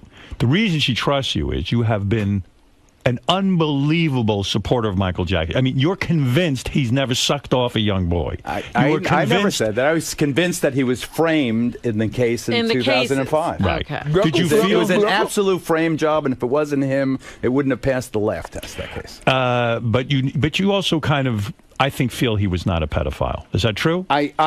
In my personal opinion, not that it affects, my relationship with the Jackson family, I think that it is extremely unlikely that Michael Jackson ever put his pecker in any boy. I think it's almost impossible. But what about just touching a boy inappropriately? What about I don't know about that, and I don't know where criminality begins and where the whole Peter Pan thing ends. Because I think that when you why is it almost impossible that he did that?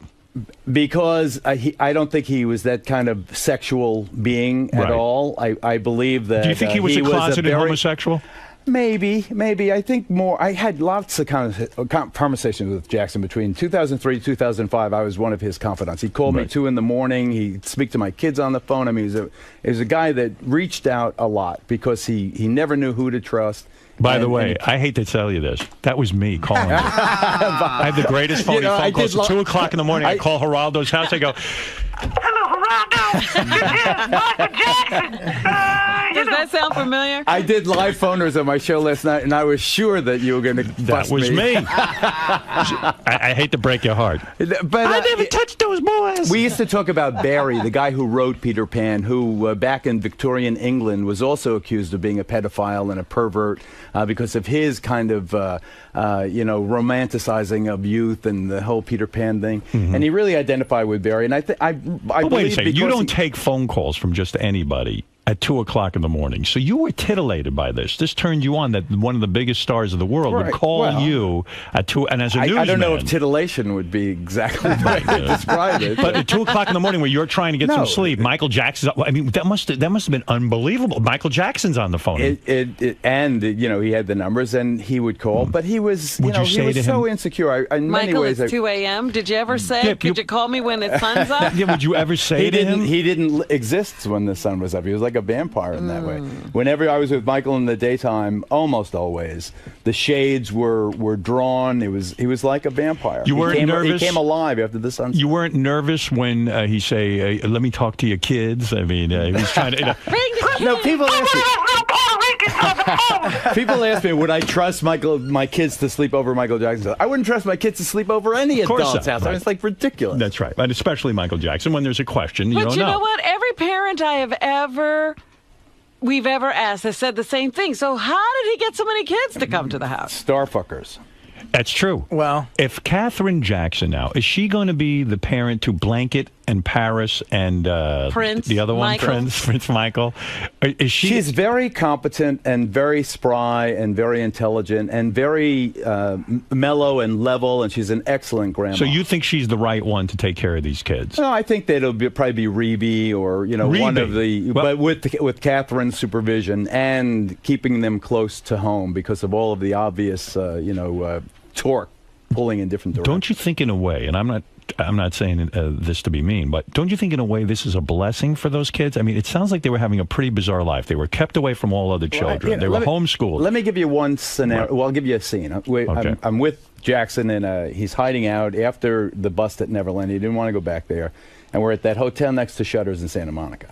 So it's, and I have, his person brings me over there. So it's Michael and all three of the kids. Blanket then's just a toddler. And no nurse, no nanny, no PR people, just me, him, and the kids. What was the occasion? He wanted to see whether he wanted to go on TV. I'm trying to convince him to go on TV. Okay. All right. And he's in trouble, and he needed some counseling because he was very worried about the criminal case that was looming. It was still months away, but it was definitely on the horizon. Okay. So anyway, I watch him during the day. And he was with those kids, I swear to God, just as normal as anybody, and attentive. Wherever you see a single dad, you know how sometimes they overcompensate. I mean, he was negotiating whether the kids wanted Captain Crunch or Cheerios, watching Nickelodeon, or. Do you think it was a show he was putting on for you? I absolutely do not. I absolutely do not. There was times where he was totally oblivious to me. It was. I'm telling you. I'm a good enough reporter to know that he was an excellent dad. This wasn't the first time he'd ever taken care of the kids, in other words. You could tell it was genuine. He was the basic hands-on dad. That Debbie Rowe was just a cow who gave birth to them. She never watched this shit. Yeah, right. So now... Let me ask you something. You were not aware of any drug use, but that's a different issue. You didn't ask me that. I'm asking you now. We haven't had you here that long to ask you. Give us a chance. I've been with Michael where he'd be very assertive and articulate and look you in the eye and would talk about whatever it was, not just his scene, but whatever it was. And I've also been with him where you'd be curled up on the couch in a fetal position, not looking at me. In other words, talking to me without even looking up. Wow. And there were times physically where I thought he was so skinny that he was translucent. I mean, he looked like he was 100 pounds, like a real anorexic person. But I would see him go through those moods. And now, after his death, when you really understand the extent of his drug abuse, it's a junkie's behavior that you're watching. It was it was a pharmacological as well as a psychological response. When he was talking, he was on drugs, and when he was in the fetal position, he was in withdrawals almost. I don't know. You know better than me about it. No, I certainly don't. I'm just saying joints. I don't know. That's all I know. I want to eat some chocolate. He only smokes a tremendous amount of weed. What does he know? I thought Geraldo had his time. I never did hard drugs. I never went that way. No blow? I really, you know why I was so paranoid about getting caught? All those years with Cheech and Chong and no blow? But even Tommy Chong says in his book, if I had ever seen Geraldo do it, I would have written about it. I mean, smoke here and there. But, I never got into it. So in other words, going back to Michael Jackson, do you think that this is going to be a murder case? I think this is a murder case. I mean, clearly, first of all, it's already been ruled a homicide, but you heard it first on my show. Right. It was clear to me that this guy... First of all, the bigger story isn't just that it's manslaughter. I think the biggest story, and I get in trouble whenever I say this, how did it come that he was so isolated and cut off from all of his family and friends? He didn't call me at all in the last 2 years. And the Ramon Bain, his longtime publicist, didn't talk to her. This guy, Tomei, this Middle Eastern doctor, kind of took over and inserted himself between Michael and everyone.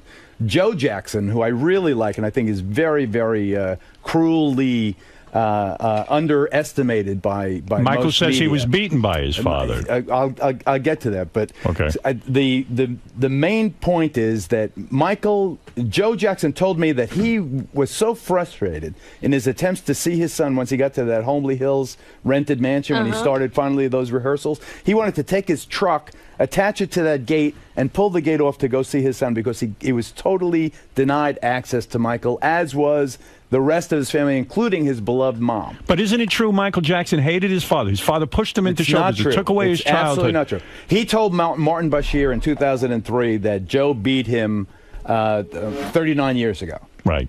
And that became the public's image of Joe Jackson. Remember, when I interviewed Michael 2 years after that, he went on and on extolling the virtue of Joe.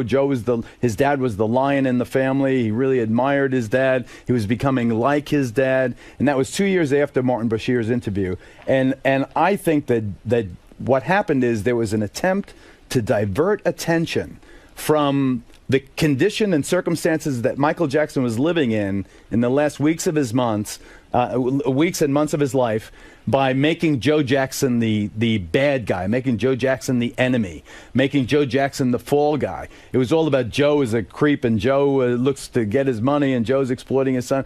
And what people weren't looking at, who created the situation where Michael Jackson existed in a drug-induced stupor, with a doctor hired for $100,000 a month to do nothing but give him the drugs he wanted to keep him anesthetized. All they cared about was getting him on stage to do those concerts. But where does responsibility? I'm not taking the doctor's side. I don't know anything about the case. But why would the doctor want Michael Jackson dead when you think about it? I mean, this was his meal ticket, number one. Number two, let's say Michael Jackson's an adult. He knew what these drugs were. He decided to take them. Yes, a doctor did administer them. Okay, something went wrong. Just like when a person has surgery, these drugs can kill you. It's an anesthetic. Yeah, but it's one thing to need surgery. It's another thing just to be anesthetized to go to sleep. A responsible doctor knows not to do what that guy was doing. I think so. Is it murder or mistake? Junkies have responsibilities, but so do pushers have responsibilities. And here's what I think happened. You remember when Clint Eastwood married that young woman? About the same age difference as me and Erica. And someone asks, but Mr. Eastwood, you're 70 years old, your wife is 35 years old.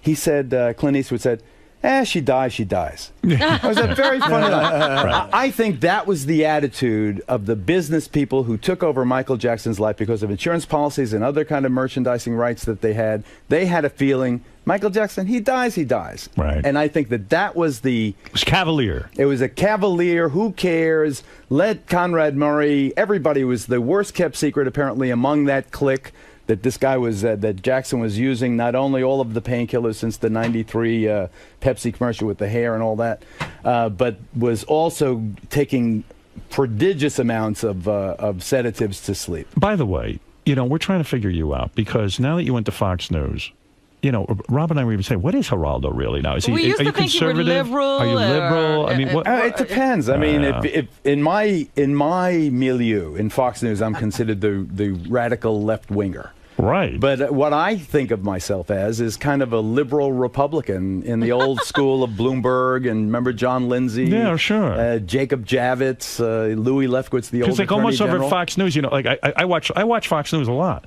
Like you watch Glenn Beck, this guy, he's got charts linking the president to communism. Yeah, well, he's got a sheet of Glenn paper. Beck does not speak for me. I see. But I find it entertaining, but it seems like he's on to some sort, like O'Reilly too. They're all on to some sort of O'Reilly's communist. different. I think O'Reilly is different than Beck. I think Beck is the old kind of populist thumper who goes out and rails and gets everybody all riled up. I think the Tea Parties were largely his creation. Do you get angry with some of the guys on Fox News? Sometimes. Do you because politically they're going a little too far? Sometimes. Did you vote for Obama? Yes, I did. You did, and then when you see them painting him as a communist, how do you walk in that building? Yeah, I mean, do you have a hard time with some of the stuff that Fox is putting out on the air?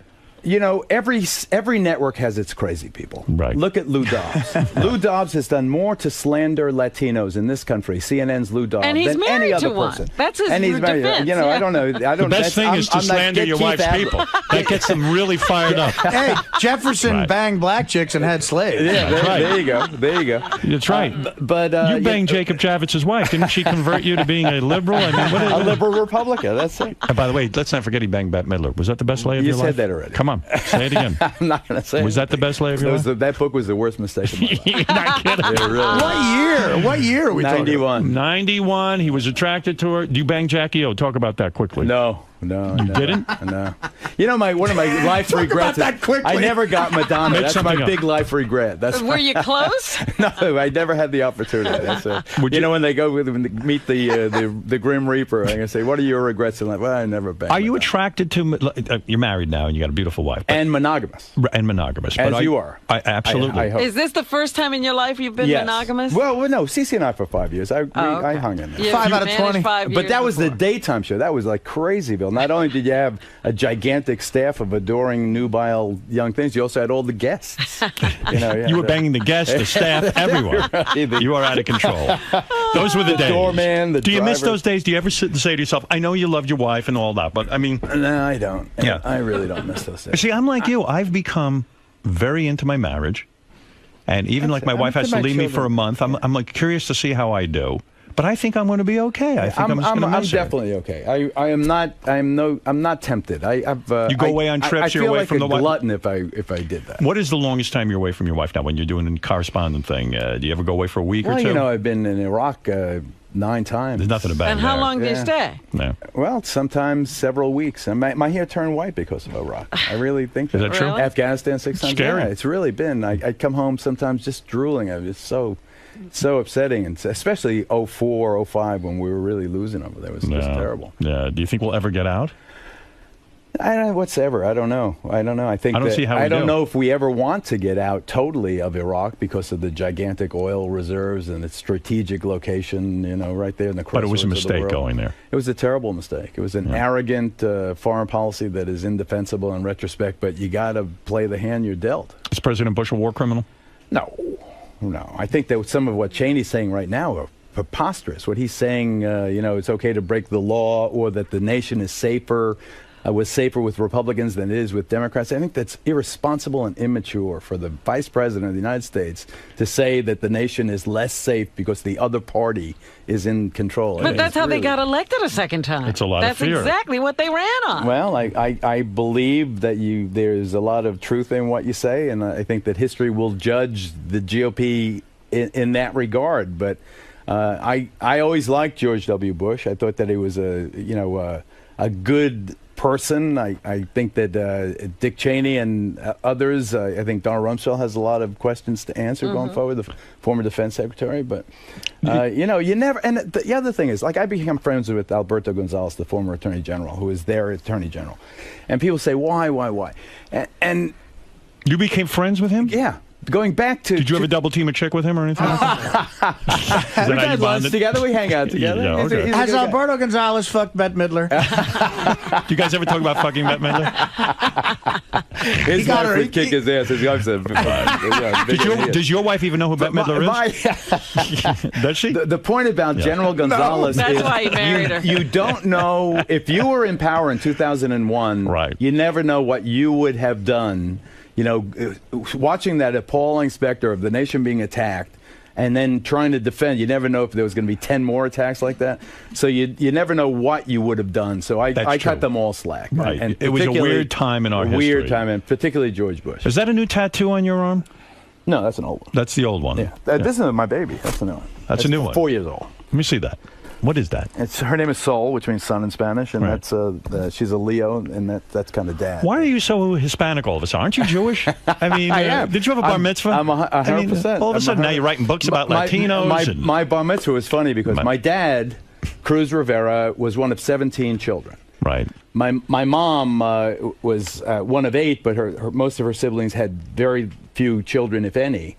So the Puerto Rican side of my family is gigantic. When I was bar mitzvahed on Long Island in North Lindenhurst at the Volunteer Fire Department Hall, because there was no temple, we had only Jewish people in town, everybody there was Puerto Rican Catholic. It's funny. They took the yarmulkes off, put them over their hearts when they. But why not a tattoo of the Torah on your arm too? I mean, everything is Latino. How about a book about how Jews say? Oh, there you go. There's the Jewish star. Okay, that's good. All right, I'm glad to see that. What about the latest rumor, Geraldo? I don't want to keep you here all morning, but what about the latest rumor that, since you're tied into the whole Michael Jackson thing, that Macaulay Culkin, have you heard this? Is the father of Blanket? Is Blanket's father. Everybody's Blanket's father. I mean, there was a guy in England saying he thought he was Blanket's father. Another child star. Explain to me why he called the kid Blanket. I don't like it. It's just, the kids get nicknames, they stick. What do you think of these kids? Now I saw them on TV with that long hair. They look like girls. Don't you think that's bad? I mean, seriously, they must get mistaken I go back to the few times that I was with them, they seemed like perfectly normal children. I have to tell you that. And being friends with lots of celebrities. Right. And having kids in private school in New York and seeing lots of high rollers. You see children that are obviously more affected than Jackson's children seem to me. Yeah. I think that a lot of the reason they are so normal is because of their grandmother and those loving So they aunties. did have contact with the Jackson clan prior to this because, some of the things I was reading at the time was that, they never met these people. They didn't hang out with these people. That's absolutely untrue. Catherine Jackson is a very hands-on grandma. Those kids very comfortable with their grandma. And did Michael Jackson have a nose? No. He had no. Did you ever see him without his nose? Yes. What was there? Well, he had a little prosthesis that he put on it, but in private he would often just have a Band-Aid over a little tiny bump, and it was very disconcerting. It was almost like an alien. It was almost like an alien. I had a meeting with him. I wrote about it in my book that it was as if his face was it was tape. It was like those the alien, the day the Earth stood still, those kinds of. How could that be? Well, again, you have to blame these doctors who just kept tinkering with him to a point where you go beyond the point of no return. And do you ever how much talk can to you him take off? about all of the things you see as his appearance is changing? That wasn't my role. That wasn't my role. My role was to as I saw it, was to kind of be an anchor. As flamboyant a life as I've had. I am basically, in some senses, like an old shoe. Everybody knows me. I've been around in public life so long. I have no secrets left. And I think that he just needed a kind of sounding board, someone who was not. He didn't need you to lecture him about his life. He didn't need me to ask him about where his nose went. Would he ever put his nose on the table to freak people out or anything like that? No, but it was quite shocking how at peace he seemed in front of me with just a tiny Band-Aid on. So when the tiny Band-Aid was on, you would there was nothing. You see the nostrils and then just a little tiny bump under the Band-Aid. Wow. Under one of those. Like a big hole was there, huh? It's not a hole. It's just like the cartilage had been so carved up that there was barely any left. And was there skin? There was. Well, I had the Band-Aid over it, but yeah, I guess there was skin there. Because what's weird about it is that you're right in the sense that a doctor, if a mentally ill person walks into your office and give says, me 3 eyeballs. Yeah, you got to say, no, I don't feel comfortable doing that. Right. That's why I really believe that again, I go back to Artie's point. There's, of course, the junkie has great responsibility and personal responsibility and primary responsibility. Yes. But when you have all of these whores around, who are going to give you whatever you need, whenever you need it, just to stay close and just to keep making the money off you. Right. I believe that the state has a responsibility to punish those people. Well, I think you're right, actually. Geraldo Rivera's book, The Great Progression, is in stores tomorrow. This will change your attitude about Latinos. A lot of you out there, and certainly not anyone on this show, a lot of you out there don't understand that Latinos... Is he being sincere? Yes, I'm being sincere. A lot of Latinos are really doing good things. And Geraldo doesn't want you to think that Latinos are just guys who mow your lawn. Although that's okay, too. That's okay, too. I will buy this book if A-Rod gets one big hit in October.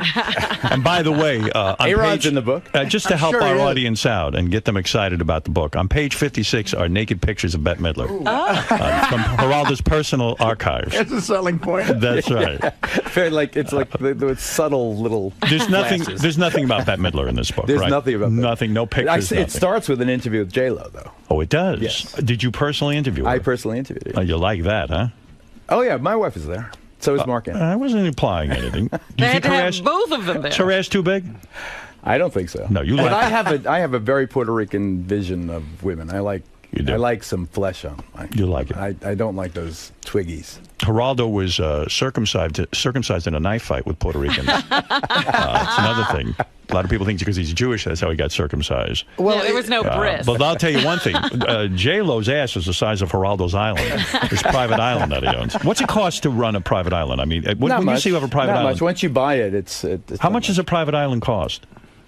I don't think I want to tell you, but it's not that much. I mean, it's 3 miles south of the coast. It's not developable. I have a little house on that, but you can't put a hotel and make it a commercial. No, I understand. So who wants to own it? My kids don't even like to go there with me. I go alone. Because there's no services there. In other because words, there's no water slide, there's no disco. You know, what are they going to do there? You bought a private island. I wrote this book in large part on that island. That's what I bought it for. What do? You fly to this island? I sail my boat down. You know, I live right under the George Washington Bridge. I sail my boat. It takes 8 days to get to the island. To get to the island, I moor it there, and then I go back. You sail it, or you have a captain? No. I am basically the captain. I'm between captains right now. So me and Greg Hart, my longtime partner, or one of my kids. You know how to drive the boat? Yeah. You know how to I went find to Fort the Schuyler island? Maritime College in the Bronx. And you know how to find the island through compasses and such? This is the boat I sailed around the world. Remember, I sailed around the world over 3 years, and I went up the Amazon River, 1,600 miles. Don't you think it's strange that you go to Puerto Rico to get away from Puerto Ricans in the sense that you don't I don't get away from Puerto Rico. I love Puerto Rico. You go to a private island. I go to the island, but I go to have dinner in the Tipica places. I love. Oh, you do? It seems to me like you're hiding from Puerto Ricans. Puerto Ricans love me, and I love them. All right, and you go to this island, and what did this island cost? You won't tell us? In the very millions? No, not in the high. 30 grand. No.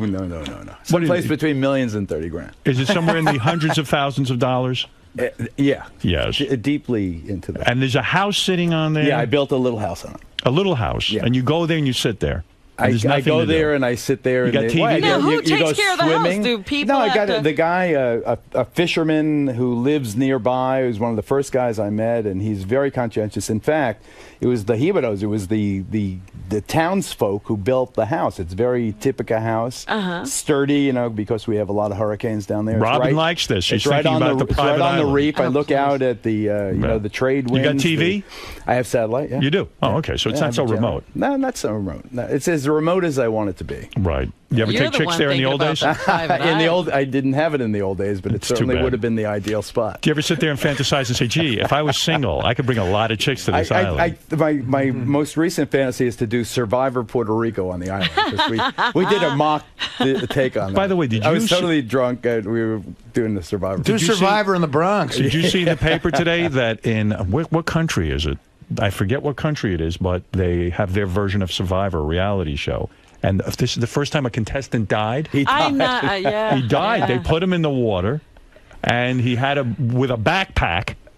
And he drowned right on television. Now, that's reality. I think reality TV. That's the most real reality TV has been. It's so fake. I really don't like You've had it with reality TV. I like Dancing with the Stars. I mean, they asked me to be on it several times. Are you going to do it? My wife won't let me know. Why won't she let you? Well, because there's always the backstory. You fall in love with your partner, or and you know you would. Kind of stuff. Yeah. What if you're working out with someone, you're sweating all over them for 3 months, and it's hard. His wife knows him. Yeah, right. She's like, no. My you kids couldn't are divided. survive that. Your wife is smart. Believe me, she knows you. You can't teach an old dog new tricks. That's right. You're sweating on a woman. You know what would be great? You're doing a lot more than dancing. That's exactly right. They should have you dance with swapping bodily fluids. They should have you dance with a guy. That way, the only way we get you on that show. Here's Geraldo with his partner Bert. All right, listen, Geraldo, you've said enough. Okay. You've certainly. It's been a pleasure. Long time no see. Long time no see. I know. I see you on. I shared the stage with Beth. She's wonderful, and I'm going to do that thing with the North Shore Animal Rescue League. Yes, Geraldo is going to host an event for North Shore Animal. Oh, wonderful. Yeah. I got a dog, a rescue dog. Yeah? A wonderful dog. Yeah, they're a great Elvis. Organization. Yeah, Beth's like over there doing the whole thing. You named the dog Elvis? Yeah. Oh, yeah. wonderful. Well, Geraldo can't have a normal dog with a normal name. He's got to have a star. Elvis means shithead in Spanish. King of all blacks. Go ahead, quick. Okay, I didn't let. Do you mind taking some calls quickly? All right, sure. Geraldo's new book. I can in just stores. see what this is going to be like. Great progression. Let's go to King of all blacks quickly, though. Don't go on too long. Go ahead. Okay, I love you, Geraldo. I want to ask you a question. When you were a young girl, like when you married a young woman, you two, Howard, what do y'all do to keep them interested in you?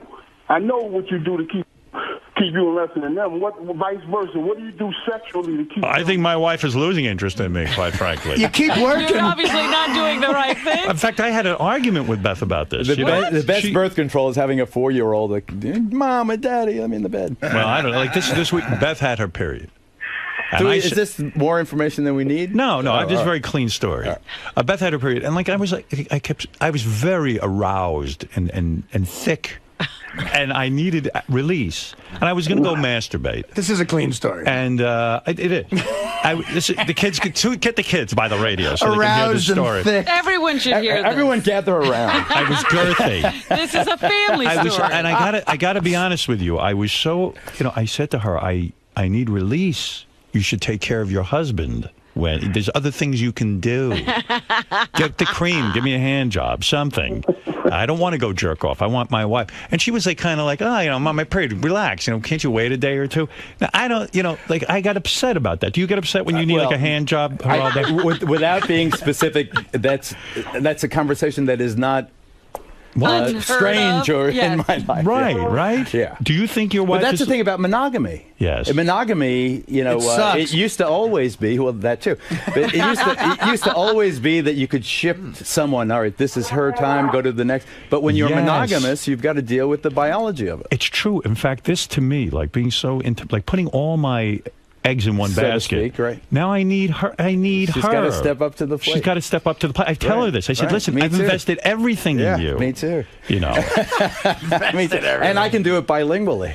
I bet. I mean, but Geraldo, my school, like this is scary to me, to be in a relationship where I'm so like you. I rely on her to make me feel like I'm attractive. It's all about her. I mean, that's right. That's right. I need her to do that for me. And the biological release, your self-esteem. Yeah. How much release do you need every week? I have not varied much over the years. 3 times a week? That's good. 3, 4. Yeah. You haven't slowed down now that you're in your 60s? No, that hasn't. I'm still in good shape. I mean, you've got at least 10 years on me, so I want to know what I'm in for. But look at him as opposed to most 60-year-olds. He kept himself in shape. He's got blood flow. Yeah, Geraldo doesn't walk around like an old man. I'm going to stay in the business as long as I have a waistline and hair. I still do the workout. I just got tired of 25-year-old Puerto Rican kids knocking me out. Yeah, there's enough of that. For a while, you like that. Join the club. Yeah, and I'm not even in the boxing ring. How long do you think this marriage is going to last? You going to go the distance? I'm going all the way. You're going all the way. She's burying me. I want to be buried on my island, too. Oh, really? Yeah, make it a little museum for... Well, I can't go to the island. Let's hope you're dead when they do that. Yeah. Right. Steve, go ahead. I saw that movie, too. Go ahead quickly, Steve, because Geraldo's very busy. Hey, how you doing, Geraldo? Good, Steve. Thank you for ruining my career. Back in high school, at like 74, 75, you were doing Willowbrook, and I called and I wanted to volunteer and work for you, and you said, okay, great, come on up. Bring some other people, and I brought these 2 hot smoking chicks with me. And that was my mistake. Yeah, because you probably didn't get the internship. He only had 2 slots. And you said to the girls, okay, I need some help on this story. I need some information on this story. Hey, Steve, can you take out the garbage? I mean, you treated me like crap. Geraldo, what about that? Did you treat the female interns better than the male interns? Right now, I just did Regis a couple of, and the producer was one of my interns. I have interns scattered throughout the broadcast industry now. And did I treat the females differently? Yes. Of course. Yes, she did. Oh, you ignored me completely. But now there's all these rules. Now you can't. You mess around with an intern now at a network, Fox, or these other networks. You're out. You're no fired. nonsense here. No contract. No nothing. Clinton fucked it for everybody. He did. He really sure did. He did. Let's go to Marianne from Brooklyn quickly. Go get Geraldo's new book, The Great Progression, in stores tomorrow. Welcome back, Hal. I'll give you a hand job any day. My school took us to Willowbrook just before you unfolded that story, and that will be etched in my mind forever. I said babies there, and I had never seen anything like that. And I can't remember what I ate last night for dinner, but I can remember like that, like it was yesterday. And I think you're awesome, and that was, I think, truly one of your greatest accomplishments. Thanks. I'm still very involved in that charity. We still make money. Now I don't box anymore. We've got a golf tournament. Let's go to Max. Come on, Max. You're on the air. I don't know one thing she said, that voice. course. Max. Geraldo, a pleasure. When I heard you were on, I had to call in. Listen to what he's saying. The Latino community has pumped over $1 trillion into the world, into the economy last year. They are growing by leaps and bounds. My fiance opened a company this past year called Casa Latino Real Estate in Freehold, New Jersey. They're on a mission to help Latinos achieve their goals. So you agree with Geraldo's assumption in the book, the conclusion that, Geraldo, what if you had done all the research for the book and found out Latinos were not helping the economy? There would have been no book. You wouldn't want to let that story out. I sort of had enough information to know that the premise was sound. I see. You were comfortable with it. He had the Jewish side to fall back on. That's true. I mean, Social Security. Look at Social Security. Average age of white Americans is 40. Right. Average age of Latinos, 27. Wow. So who's going to do the heavy lifting for Social Security? It's obvious. That's right. They are the infusion, the energetic young population. And Europe doesn't have a comparable population. We have nothing against Latinos on this show. They are dominating baseball, that's for sure. Look. Hey, can I ask Geraldo something? Quickly. You said that, right after 9/11, you said to your bosses at NBC, get me to Afghanistan. We got to get these bastards. Right. Did you feel the same way when we went into Iraq, or were you against Iraq? Well, I was not against Iraq, and I bear the same burden of responsibility as anybody else. It's very difficult, especially if you're a macho person, to not heed the drums of war. When your leaders start boom, boom, boom, boom, boom, boom, it's your blood starts pumping, and you get patriotism and the Ted flag Kennedy and knew. everything. He voted against the war in Iraq. But he was a very special character. But Hillary Clinton didn't. That's right. And nor did most of the Democrats. I mean, also, weren't we misled? Weren't we told there were weapons of mass destruction? But didn't we almost know, in a way? I mean, didn't we almost know that when they didn't immediately find the weapon, when the inspectors were in there? I mean, we should have been smarter. We were willing. I was like you. Dupes. I was like, this is the right thing to do. Willing dupes. Well, all right. Listen, as one willing dupe to another. Good luck with the book. I'm proud of you. I'm it's proud always of good you to too. see you, Geraldo. I'm proud of you, especially with this young wife. I mean, this is inspiration to everyone. Do you think that you have matured now? You're saying you're doing all these changes. And I still have a other flash temper sometimes, Yeah. but I definitely, being a dad and being a husband is the biggest part of my life now. I say he's It still sounds immature. corny, I know. Really? I don't believe any of it. Well, you guys covered a lot of ground today. How'd it go? I loved it. It's great being with Howard. It's almost like a time machine, I haven't seen him in a couple of years. You pick up the conversation in mid-sentence from 2 years ago. He's a wonderful guy. We relate, kind of come from the same bundle of personal experiences, the same 5-mile area in Long Island. And is that why you seem so comfortable in there? You guys connect? Yeah, and we've evolved together. We've come a long way together. There's no accidents in long-term success, and I think that Howard's a genius, and the fact that he's still bigger than ever is quite extraordinary, but it's also because of the measure of the man and his team.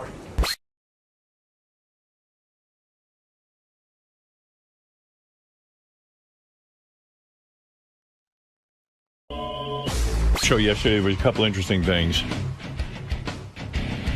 Oh, this guy says he has interesting information on True Blood, but I don't want to know any plot Is points. he going to give us Rich? spoilers? Howard, it's not about the plot. I wish I knew what the hell was going on Right. in the show. The lead guy, Bill Compton, right, the lead vampire? Yeah. He was in a movie that I happened to watch recently, and I said, that's Compton. It's a movie that you talked about when it came out. Quills. Rich? Jeffrey Rush. Rich, I got to get out of this. That's interesting information. It's Jeffrey Rush, Bill Compton. His real name is Stephen Moyers. Oh. He was in the movie Quills. That was a good movie, Quill. It's a great movie. Yeah, I don't even remember it, but I remember liking it. Jeffrey Rush. Yeah. It's a great movie. All right, Rich, thank you. Please. Who gives a shit? Who gives a fuck? That's the information that the guy... He had to break in with that. The guy had another acting job? Can you believe that guy worked before True Blood and played another character? He's an actor, and he acted in something else. All right. Now... That was the worst phone call of all time. That might have been the worst call ever. I think, get that guy back. He's the worst call of all time. Thank you for your call. He gets a prize. The guy from True Blood was in another... Douche. Tommy, you're on the air. Hi, Tommy, in Malden, Mass. Hey, Howard. You know something? You know how much you mean to people? I want to thank you for yesterday's show. That was that should go in that broken down building in Chicago there, the Radio Hall of Fame. The Ted Kennedy show was unbelievable. Tommy, thank you. But speaking of the Rock and Roll Hall of Fame, this is the greatest listener out there. Sent me, I got in the mail, Robin, a letter and a big box, and this box weighs a ton. It's from a guy named Craig. And, you know, there's a Radio Hall of Fame, and we basically pointed out that it's a ridiculous organization because it's one guy who decided to call it the Radio Hall of Fame, and he's in charge of it. And the guy's not even known in radio, and nobody even knows what his credentials are. So anyway, I got a letter from Craig, and it's addressed Craig's Radio Hall of Fame. Dear Mr. Stern, congratulations on your induction to Craig's Radio Hall of Fame. Each year, our panel, me, some friends, and my neighbor with the oval-shaped pool, select a radio personality that we think is really, really good. This year, it's you that we like. Isn't that cool? Though we do not have an actual building, your framed photo and brass nameplate will be mounted on my half-furnished basement with a full bathroom, by the way. You can visit anytime you like as long as you call a day or two in advance so we can clean up the toys and other shit down there.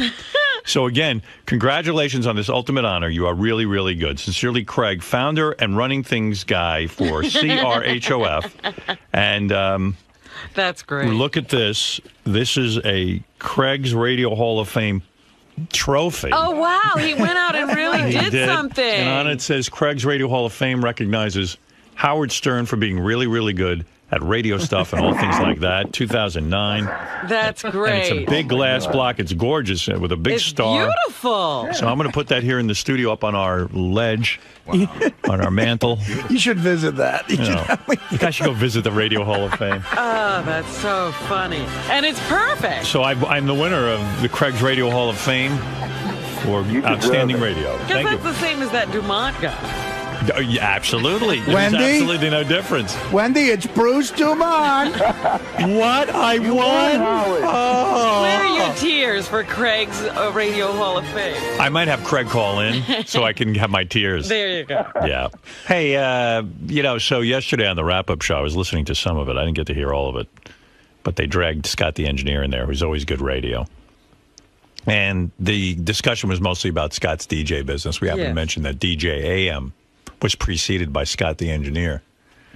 And, you know, as I was listening to this on the radio, I was thinking about Scott the engineer. Like, I mean, the one profession, who's the one guy you wouldn't want at a party? It would be Scott the engineer. And the profession he chose was party. Was a part, like he runs the party. Yeah. I mean, you couldn't pick a more bizarre sort of side job. When have you ever looked at Scott and say, now that's a party? Right. You're coming to my wedding. DJ Downer. And I'd like to call up Michael's best friend, Michael, who has a toast for the graduation boy. Where's my shit? So, I wonder how those weddings he presided over worked out. They all ended in divorce. There wasn't one that succeeded. So anyway, here's Scott talking about his DJ business and what's happened to it. 5 years ago, I did a wedding. I came home. I put my shit in the closet, and I said to my wife, I am done. My equipment is still sitting in that closet. 5 years later, I have never touched it since. Maybe I'll buy it off you. It's worth a lot of money. You're telling me if the price wasn't right, you wouldn't come out of retirement? If the price was right, I would come out of retirement. It was so great, like when in Vegas, everything's about the DJ. So if anybody wants me to DJ their weddings, forget wedding. It should be ladies and gentlemen at Club Pure Saturday night. Scott the engineer. I would love to do clubs right now. I mean, that would be the. You don't know half the music. It's not hard to figure out what it is. If it's not hard to figure out, why isn't he doing it? The guys are making tons of money. Then they talked to Scott about the fact that, like, when he was a DJ, the DJ has to learn all the dances and has to. He has to be up on things. Yeah, it's sort of like a show. In the club. Yeah, it's sort of like he's the fun guy at the party if you want to hang with him. And Scott refused to adapt as a DJ. Like, he would not alter that personality of his one bit. He was not going to bend for anyone. It used to crack me up when he'd get into that tuxedo. Yeah, his outfit. Spin records. Did you ever sing along? No, I would. You would yell hands up though, right? You would do the hands up. I wouldn't Well, I wouldn't really sing. I would just go hands up, but I wouldn't sing. Was that how you did it? Would you just like state hands up? Everyone. I resisted every time a new thing came out, like the Macarena or Electric Slide. The DJ had to learn those dances, so most times he would be able to teach the people. Can you learn those dances? No, I never learned those dances. Scott, can you do the Electric Slide? No, I faked it. What I would do is like, all right, we got a request for Electric Slide from her. Now you come up and you have to lead everybody on the Electric Slide. I would make the people that requested that song. I don't believe him. I think he could definitely do that. I'll tell you one song I knew he did learn. Hands Up. I saw him on a fucking conga line doing it. Yes, Scott? No, I just, Doug just offered me a gig that they're having for Beetlejuice, a party at the end of October, and I turned him down. Why? Well, first of all, I'm so out of the music scene for parties. I have no idea what I'm just, I was done with it. I just didn't give a shit anymore. Scott's so funny. He's got that antiquated equipment in his closet, and he goes, well, if anybody, and then Gary goes, well, I should buy it off you. He goes, oh, it's worth a lot of money. It's not antiquated. Yeah, but come on. CD players, but it's an amp and speakers and a mixer, which it's worth a lot of money. Did you think a brand? It costs a lot of money, but it's not even state of the art anymore. Well, the speakers are. I mean, they're both speakers. You can't get any better than that. Mm-hmm. I don't know. Somehow Scott smelled some dough there, right? But yeah, that's. I'm just surprised you turned down the gig. I mean, I just wouldn't do a good job. Number one, right? Did you ever do a good job? Yeah, I did. I never stopped you before.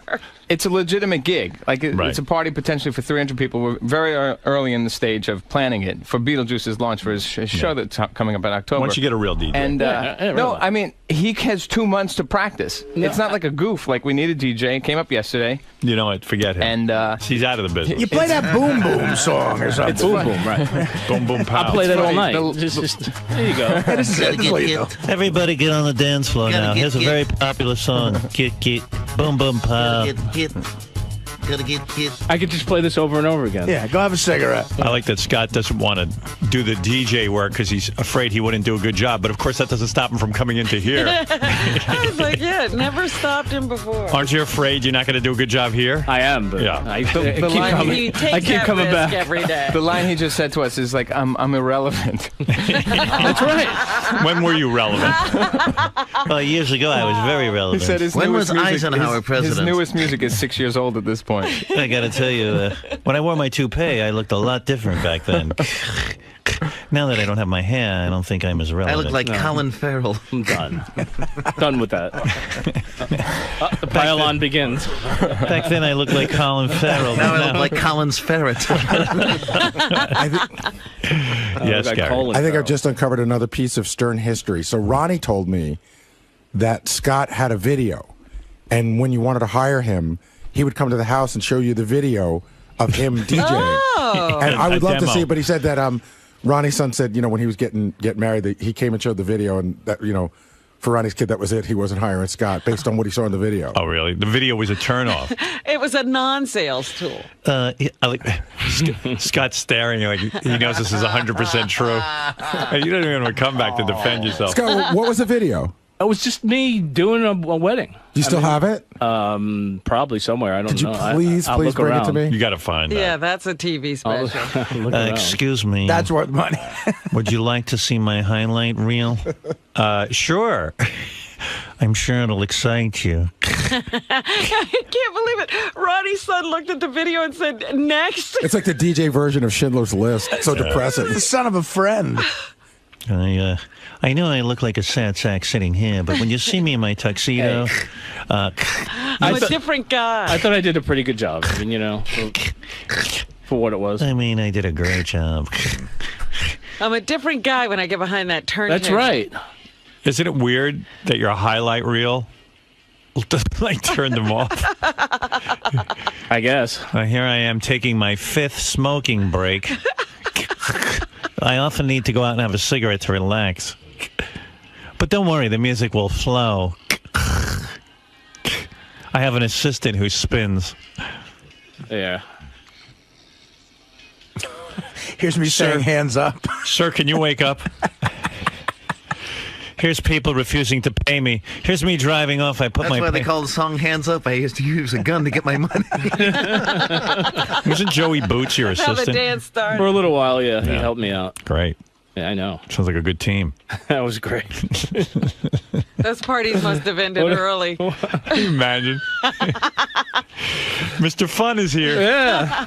The life of the party. Mr. Fun and his fun assistant. A gay drug addict and a downer of a DJ. And Mr. Zippity Doodah. A gay drug addict and Joey Boots. I used to get.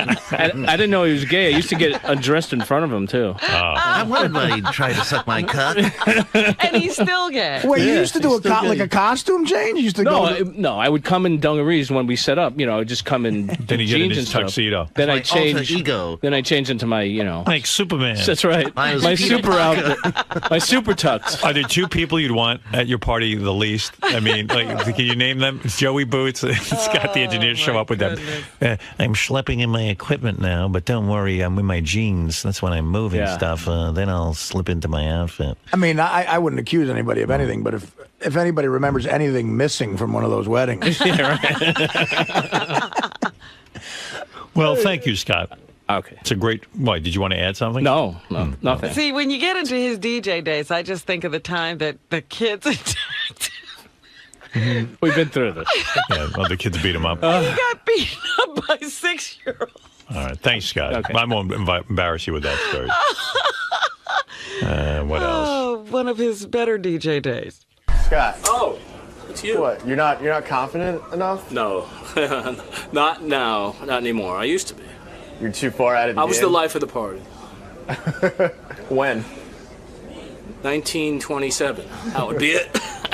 No, so seriously, how long would it take for you to get back in the game? Oh, it would take a while. I mean, I would have to get all the music that's current, not only current, for the past probably 10 years of music to get up to date. I'd have to get new equipment. I mean, it's a big investment to get back into the thing. So a lot of time and money would have to put into this? Yeah, pretty much. I mean, they don't even use CDs anymore, which is really, I stopped 5 years ago, and now nobody uses CDs anymore. Technology is so far advanced from 5 years ago that they use a laptop with a hard drive. That's it. So everything would have to be set up again, Can I tell you? So not even for Beetlejuice? Nobody gets me. I have an offer. Uh-oh. No, A legitimate offer. Doug Again, Goodstein with an Again, offer. I'm not doing this as a goof. Like, it came up yesterday, this on the air with you and DJing, and then in a meeting, like 4 hours later, we needed a DJ.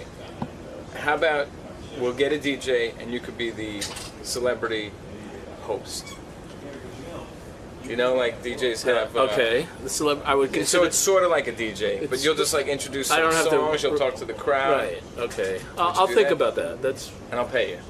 Oh, look at that! Even money involved with this. Look at that. What do you think? It sounds reasonable. I'll think about it. I'll let you know. Who the fuck does this guy think he is? No goof. Everything. It is a goof because everything Doug does, there's always a motive behind it. So, of course, it's a goof. There's no goof. There's going to be cameras there. What's the goof? We're going to have cameras. It's a Beetlejuice show. There's going to be cameras there. And here comes Scott the engineer to make a fucking fool out of himself. What's the goof? It's a party with 300 Stern fans. Oh yeah, just what I need. Just what I need. Beetlejuice show. And what's the goof? What could go wrong? No, I wouldn't get heckled at all, right? From 300 Stern fans at a party that I'm fucking hosting. You gotta do it. You're Scott Super DJ. Super DJ, right? You're too good to DJ, so you could just maybe be on the mic. Maybe if you can control the amount of tomatoes that get thrown at me, I might consider. We'll talk. We'll have the business discussion. We have this is called negotiation tactics. See, you gotta wait. You gotta wait and see. Play out the scenario.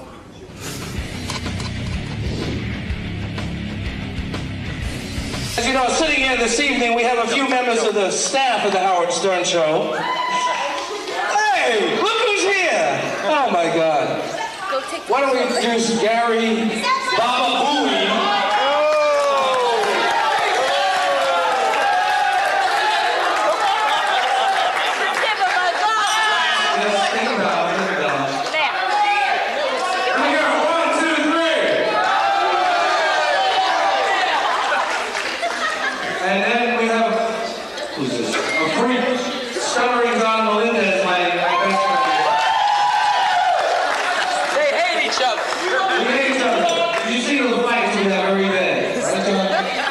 I'll tell you what, freaking bastard smokes like a...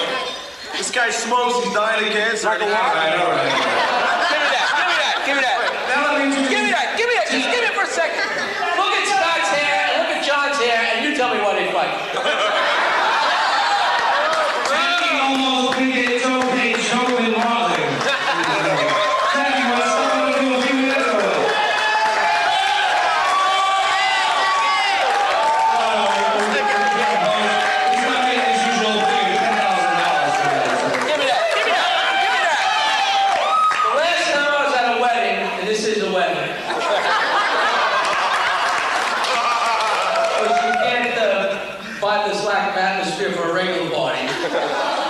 Just kidding, Mr. Ganji. I'm very excited that I bonded with Mike's father, who's like within 14 minutes of my age, and I'm twice Mike's age, so I'm here visiting my friend Mike.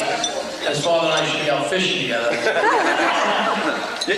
time I was at a wedding, and somebody asked me to do time to come up and said, listen, do some jokes. The whole family wants to hear the jokes. The whole family wants to hear the jokes. I swear to God, the bride's mother was dry heaving in the bedroom. So I would cursedly. How do you say it? Huh? Bow out. Okay. Let me just say one thing. No, John.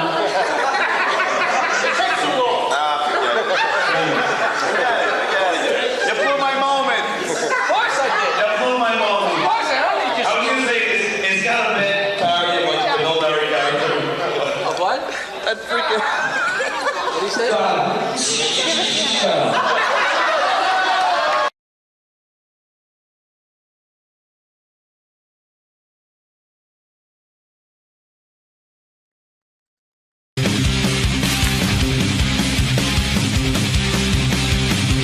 How about drinking? You drinking anymore? Oh, me? No, I quit drinking, dude. You never gonna drink again? Nope. You wanna stop at the bar by the Chinese restaurant? Just get a quick shot, me and you, and then we'll go. What, Chinese place, you mean? Yeah, the bar they got in the back. The Chinese bar? Yeah, we'll get a shot. We'll stop and get a shot right now. And a beer. Okay. I don't mind.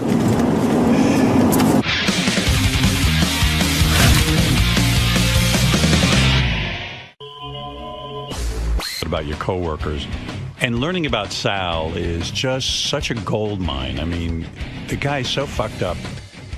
This is a song, you know, Sal used to fancy himself a rapper, but I mean, like before he was with us and everything. He really was serious about it. Yeah. So, I mean, this song is so whacked out. This was a song that Sal did in 1992 with his old band. And I don't know how Gary got a hold of it. This is the greatest. You talk about old school Italians. Is this the rap band? Or his rap band. Okay. This song is called Free John Gotti. Can I just give you the name of the band? Yeah, what is it? The Pizza Connection. Yeah, because Sal worked in a pizzeria. Of course. There was a bunch of guys who worked in pizzeria. I mean, listen to the thoughts behind this. Like, you got to question, like, what fucking mental case writes a song like this? How did we not find out about this? This is the greatest song ever. He wouldn't tell us. John Gotti was framed. It's the government to blame. Now the U.S. attorney's got a claim to fame. A hero to most, we toast and salute him. Others get close, step off, no one shoot him. Teflon Don, he'll never be a con. 12 more people are sure to be caught. No justice, so we bust it straight in your face. Respect John Gotti, the Italian race. Respect John Gotti, the Italian race. That's something else. Write a song about Christopher Columbus. They were respecting John Gotti. Yeah. Wow. Free John Gotti. Respect John Gotti, the Italian race. Like, who writes a song defending John Gotti? Listen, what do I know? But first of all, Sal goes, the Teflon Don will never be a con. He'll never be a con. Meanwhile, he was a con. Probably Sal jinxed him once he wrote the song. And secondly, I mean, well, out of all the Italians you could pick to honor in a song, why would you defend John Gotti? Could he come in and give us his rationale? I mean, it's unbelievable. I'm sure there's some serious thought behind it. Oh, very serious. When he explains it, it'll just get worse. I think the other song he wrote, the follow-up hit, was Al Capone was a sweetheart. Yeah. Hey, I'm getting notes here, from everybody. Somebody said, Sal said his dad loved the song and thought it was going to make the family millions. Yeah. My dad heard it, goes, man, this is going to bail us out. That's when you knew you had nothing. Why would you write this? You know, I don't know. Was he a hero of yours? I mean, be honest. I think when you were young, when I was young, I was a little naive. I don't know. Is this if the that kind really of talk you heard about around the house? Like John Gotti's a good man. Oh yeah, that's all my dad would talk about. I mean, this guy was like Jesus Christ in our house. Really? Oh yeah, yeah. Well, my dad's an old school Sicilian, and he used to play cards with those guys back in the day. But he certainly knew that they were up to criminal activity, right? So he's what is that mentality where you know a guy's up to criminal activity, but you think he's great. He's great. You know, I think I don't get that. With my father, as long as you put a buck on the table, it's a buck on the table. You know, as long as you provide no matter what you do. No matter what the situation was, yeah. There's a lot of things about my dad that I'm finding out now that's just crazy. I can't even fathom You know it. what? Giselle grew up in this bizarro world, and we wonder why he's bizarre. Oh, he's so sick. Sal is so sick. My dad used to come home with white bag, like, you know those white bakery bags? Yeah.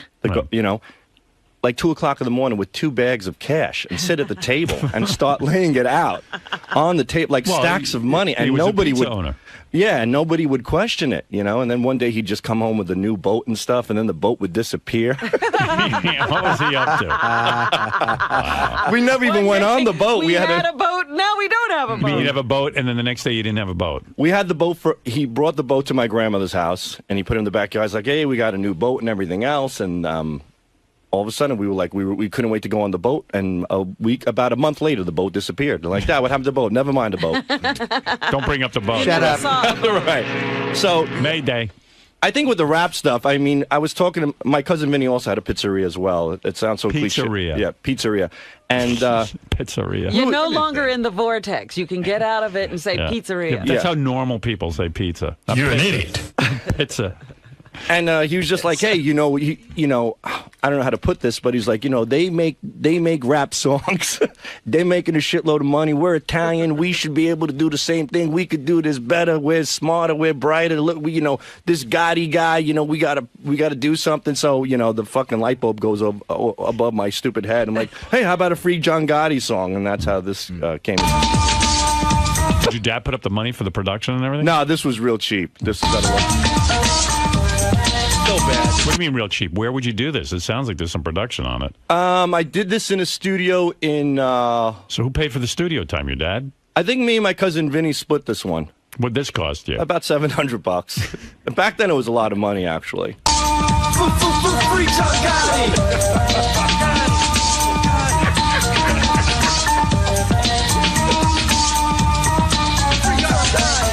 I'm talking serious stuff, nobody walks on us, so it's time to get tough. Sammy the Bull, but that's nothing but bullshit. Branded a male cow, went out like a rat. Lies about a legend, a man you'd be splendid. Don't you worry, son, good things will be ended. Open your ears and eyes, and people listen. Cause the was here, and on a mission. John Gotti's not guilty, so let him go free. Unless you like to buy a plot in Sicily.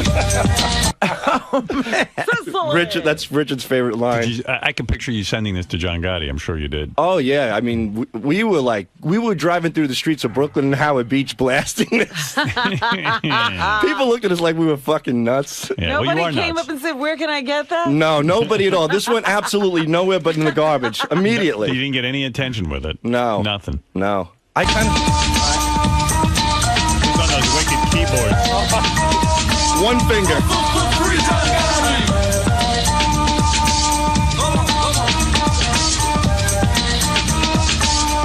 And your old man was pretty sure this was it, huh? Oh, man, he was on cloud nine. He thought I was like the birth of Elvis.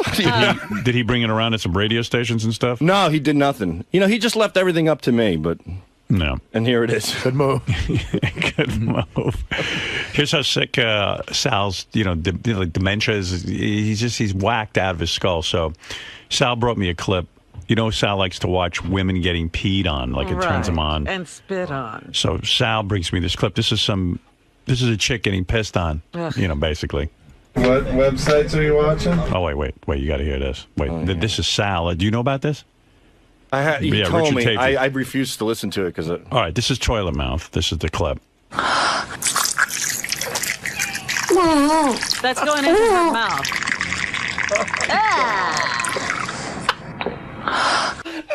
Holy shit. So Sal's in the office. Patty's less offensive. Look at his reaction. He loves it. It was like pouring a cup of coffee. He was just frothing at the top and pouring over. It did sound like a Maxwell House commercial. So even Richard Christie gets creeped out by Sal because Sal sits and watches these pornos, and he, the reason he watches them is he loves them. He likes them. And so Richard calls it work. Richard put on the tape recorder, the taping equipment, right? Unbeknownst to Sal, and this is Sal watching the video and commenting. He's in ecstasy. You got to hear this. Listen carefully. This is Sal watching a woman getting pissed on. What websites are you watching? Right now? Yeah. ppgalore.com. This one's hot. I love when they shoot a stream right in their face and their eyes squint and burn. She looks retarded, which is hot too. She doesn't know what's going on. She just wants that piss. Looks like an old lady. That's even better. To the guy. So far, he's getting turned on by the fact that the piss is burning her eyes out. And she might be retarded. Which is hot. She looks like an old lady, which is hot. And he likes old ladies. You guys ever piss and come at the same time? No. I love when a guy comes on a girl's face and then another dude will come over and rinse it off with a good pissing. Oh my God. I could jerk off to that in 10 seconds. This is the best one. The vagina shooting the pee in her face while she's blowing a guy at the same time. This is the best. Watch how she beams her right in the face. Oh, that's it. Atta girl. Take it. Oh, Jesus in heaven. I wish I could jerk off at work again. This is depraved teens pissing sex. They don't look like teenagers. I don't like them young. I like them old. Well, that's something. Let me type in piss. I like when they look like shit, like the girl next door, because that's the girl who's saying, hey, I got nothing better going on in my life. I need to get peed on for attention. Like a hot chick, is just doing it for the money. This is hot. By the way, this is what goes on back in their office all day. That office I built them. Oh my God! Would you close that down? This is the conversation that's been condemned. Yeah. Richard, what's going on? Oh my God! He's frothing up her mouth. It's bubbles. It's like her mouth is overflowing like a volcano of piss. Oh man! Oh, I gotta hear the sound on this one.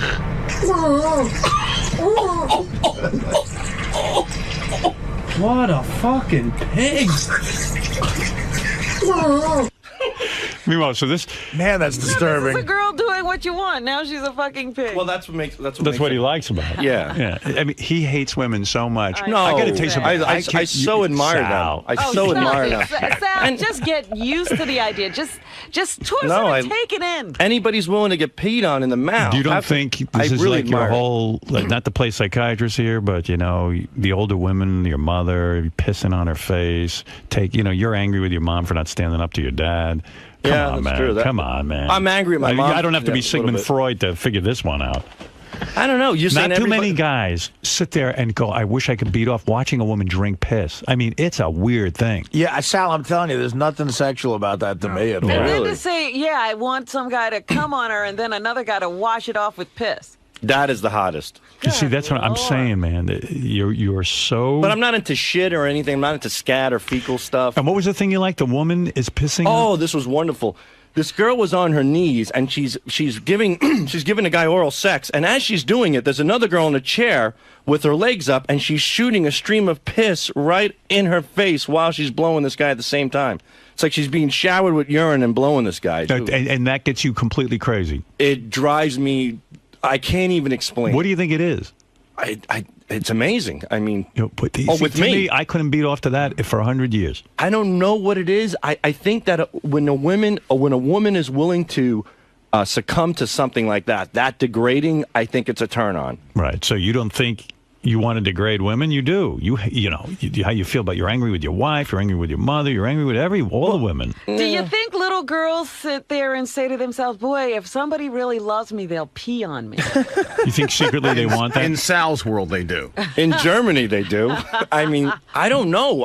Is that where most of these videos come from? Yeah. You think little girls grow up in Germany wanting to be pissed on? I don't know. That's their dream. Next time you see Heidi Klum, ask her. I'm not running a farm of pee girls. Did you ever get to piss on a woman after you came? No, never. But that would be a fantasy of yours. Maybe a little bit. Wash off your cum with your piss.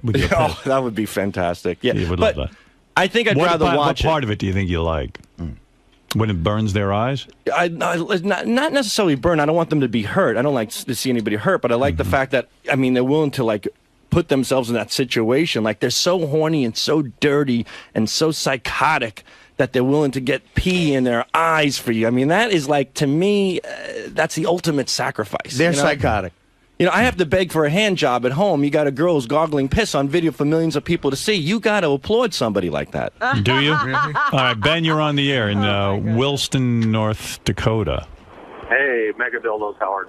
Mega Dildos. Sal, listen, you know, I thought this was like an act for you until that Richard recording that without unbeknownst to you.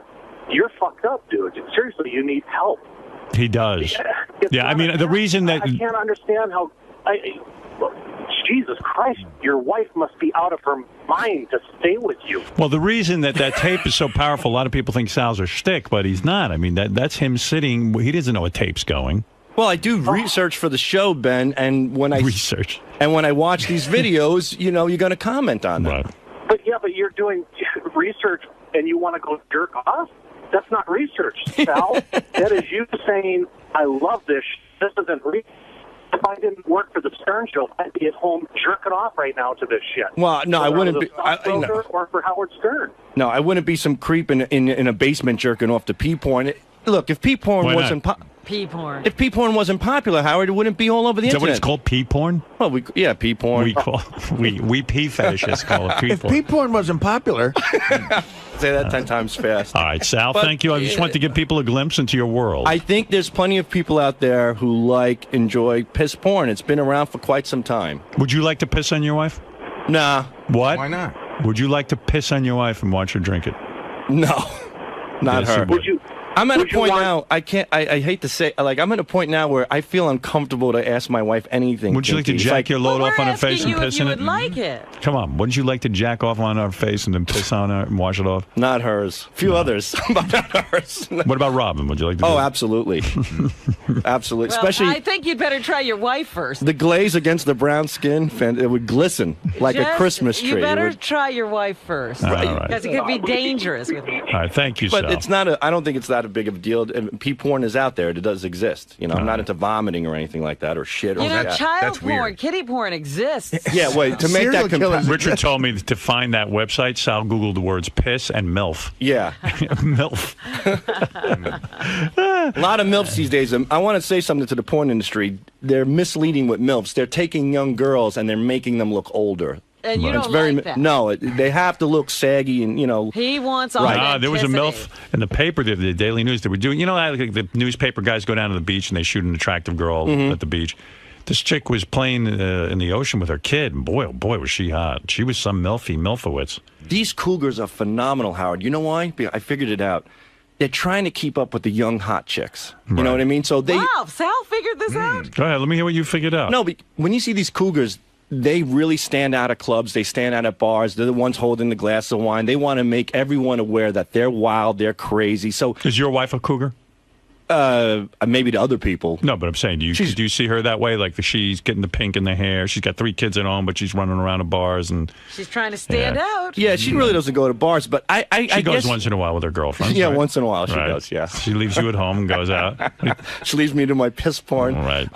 But these cougars, the great thing about them is that they're not really like that. I mean, to me, a lot of women just go through the motions to please people. That's how they really in. It's all part of the program. That's how life works. All right, you know what? This is fascinating, but I gotta move on. I'm saying these cougars, what they do is they'll suck cock, they'll take loads to the face, they'll get pissed on and all that stuff, only because they feel like they need to keep up with all these wild, newer, hot young chicks. Right. They'll have to work harder to keep up with the young Yeah, and it's wonderful. girls. God bless the cougars. Thank you, Sal. Oh, you're welcome. Have a good day, everybody. Go back to work. Who is he talking about? I don't know. He's whacked out of his head.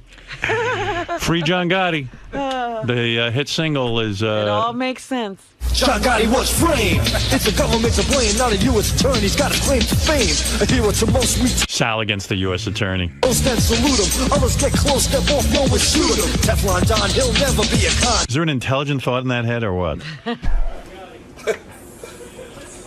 Sal, dude, what's more embarrassing, hearing your John Gotti song or... The John Gotti thing's embarrassing because it was 20 years ago, and it's obviously, you know, like I said, I was very naive about it. That's not something I'm proud of now. Is that more embarrassing than getting secretly recorded talking about piss porn? No, because I'm proud of the piss porn, you know? I'm proud You're of proud it. of it? Yeah, why not? It's just a little fetish. It's just pee. Lots of guys like it. A lot of people won't admit it. They won't say it, but a lot of people are into it. Are you the only guy here that admits to liking pee porn? I think maybe JD might like a little pee porn, you know? I'm sure there's a few guys here. If you did a private poll, I'm sure there are a few guys that like pee porn, you know? Why do you think Howard thinks it's so weird? Because he's got a show to run. Strange. He's got a show to run. He probably likes pee porn a little bit, you know, but no, he's got to make me out to be some freak of nature, you know, put me in the center ring and, you know, and make a mockery out of everything. Is that the weirdest porn you're into? I like snowballing, too. Which is cum swapping. When a girl takes a load in her mouth and she spits in another girl's mouth and they go back and forth. That I've been into a little bit lately, too. That's pretty good. Does that top the pee? No. Oh, pee's up that? Pee's... Pee's number one. Cum swapping's number two. But cum swapping with pee combination, that is... Like the rinse off? The creme de la creme, right. The rinse off. That's always good stuff.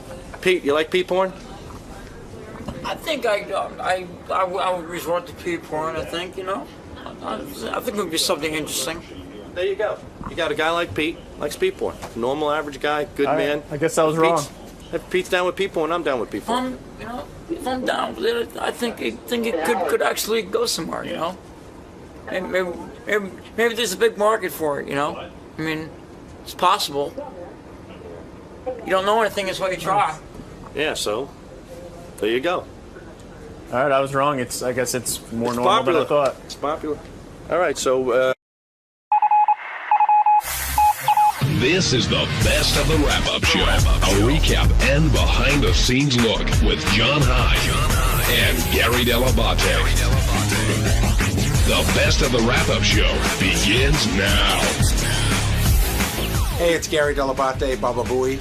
On Monday's wrap-up show, we talked about former Illinois Governor Rod Blagojevich. We thought he was a great guest. We sort of argued whether we thought he was guilty or innocent because he was so goddamn charming, some of us were actually swayed. Here's our one.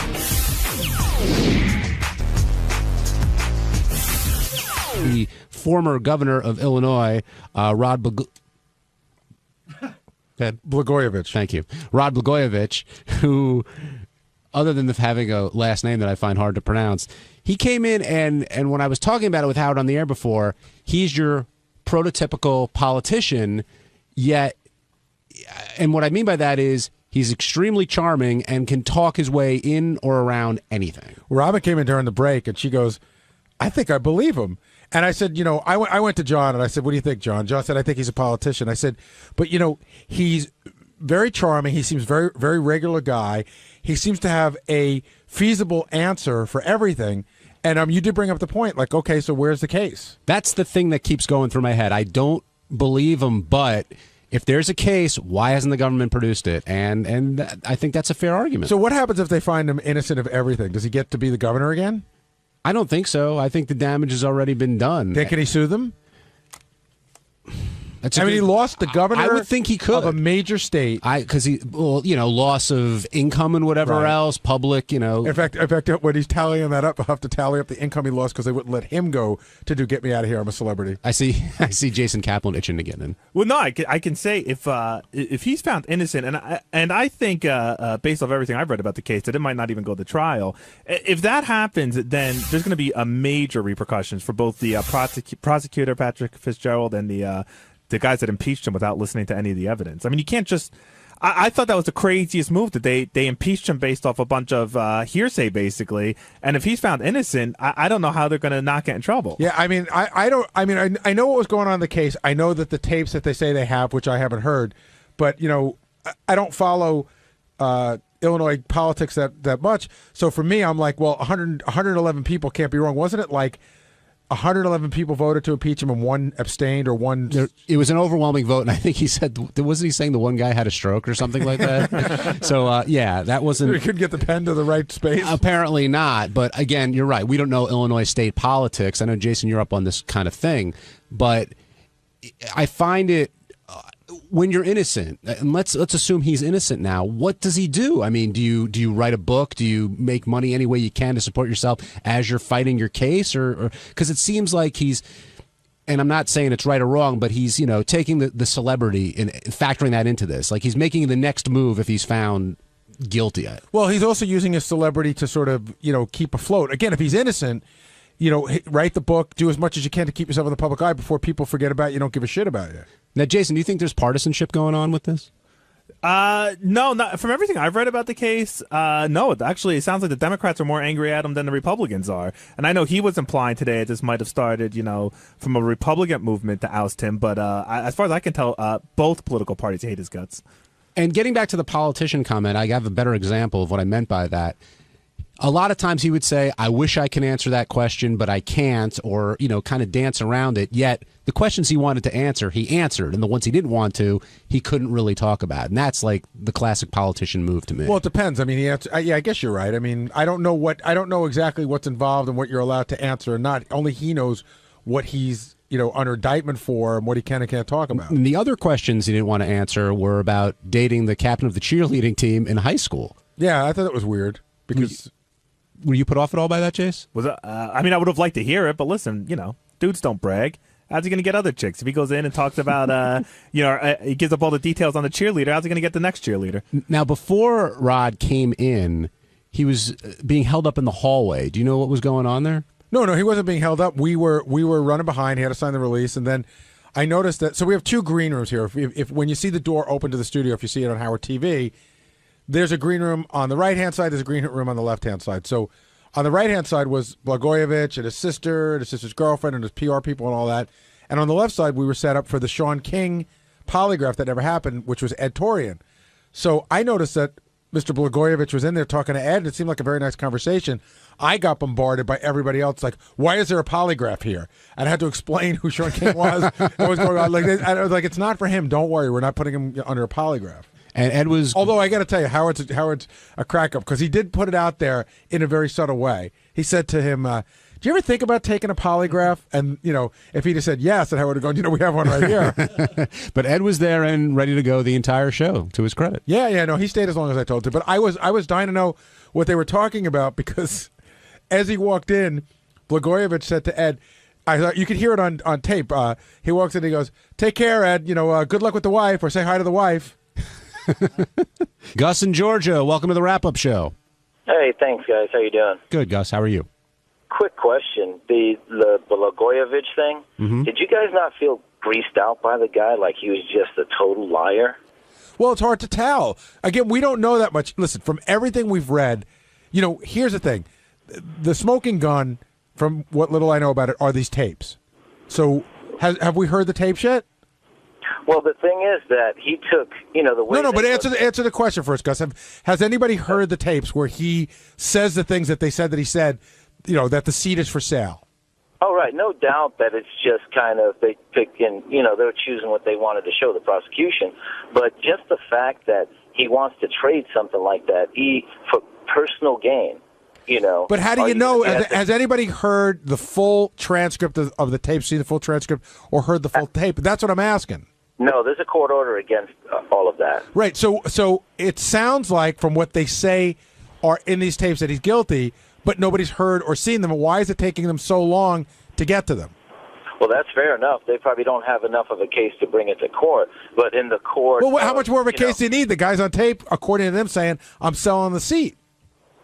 Right. But the thing is, it's like personal gain for your office, and that's how the government, the Illinois, the assembly in Illinois looks at it. They don't have to have that burden of proof. They just have to show that there was you're using your public office. I got it. So I'm saying, so show it and show it and prosecute the guy. Right. Well, and I think what? That's what we're saying the whole time. Like the reason why they're letting him go out there and go and sort of try to build up trust on his side. It sounds like he's guilty, but why haven't they gone yet? And Gus, I think he did sound very slick, but that doesn't necessarily mean that he's being dishonest. Right. Another thing that Rod said was he talked about gay marriage, and he said I guess you can explain who was in the green room and how. Well, his sister and his sister's partner, but he said he called her his sister-in-law, which I thought was really funny. But his sister and his sister's partner are gay, huge fans of the show for ages and ages. Always thought that Howard has been very supportive. And yeah, that's who he brought with him. And he said that he fully supports his sister and is all for gay marriage, but when it comes to the state, I forgot the wording he used, but they're not there yet. Fred and I were just talking about that. Fred said that he felt that he called the people of Illinois stupid without saying it. I thought that he was being much fair. I didn't think it was being that unfair. I thought he was sort of saying that I think that it's inevitable that gay marriage will be allowed in this country, and I agree with Howard's comment that in 20 years down the road, we'll be like, what was the big deal? But everybody's got to sort of get there on their own. Sometimes you can't just shove it down people's throats. And what he's saying is that the people of his state aren't quite ready yet, but he feels that it's moving in that direction. But the other thing I have to tell you was he said that that's when he called her his sister-in-law. He said they went to a gay pride parade where they held up his picture with the Ghostbusters sign through it. I love that. And he respected that. Yeah, on some level. Hi, this is Richard Christie. And on Tuesday's wrap-up show, I talked all about my love for Halloween. Personally, I don't know what the hell they're talking about, me being immature and that I should grow up, and it's just something that I enjoy. I don't see a problem with it. I love Halloween. You know, fuck it. You know, I'm a young at heart. So here it is. Check it out.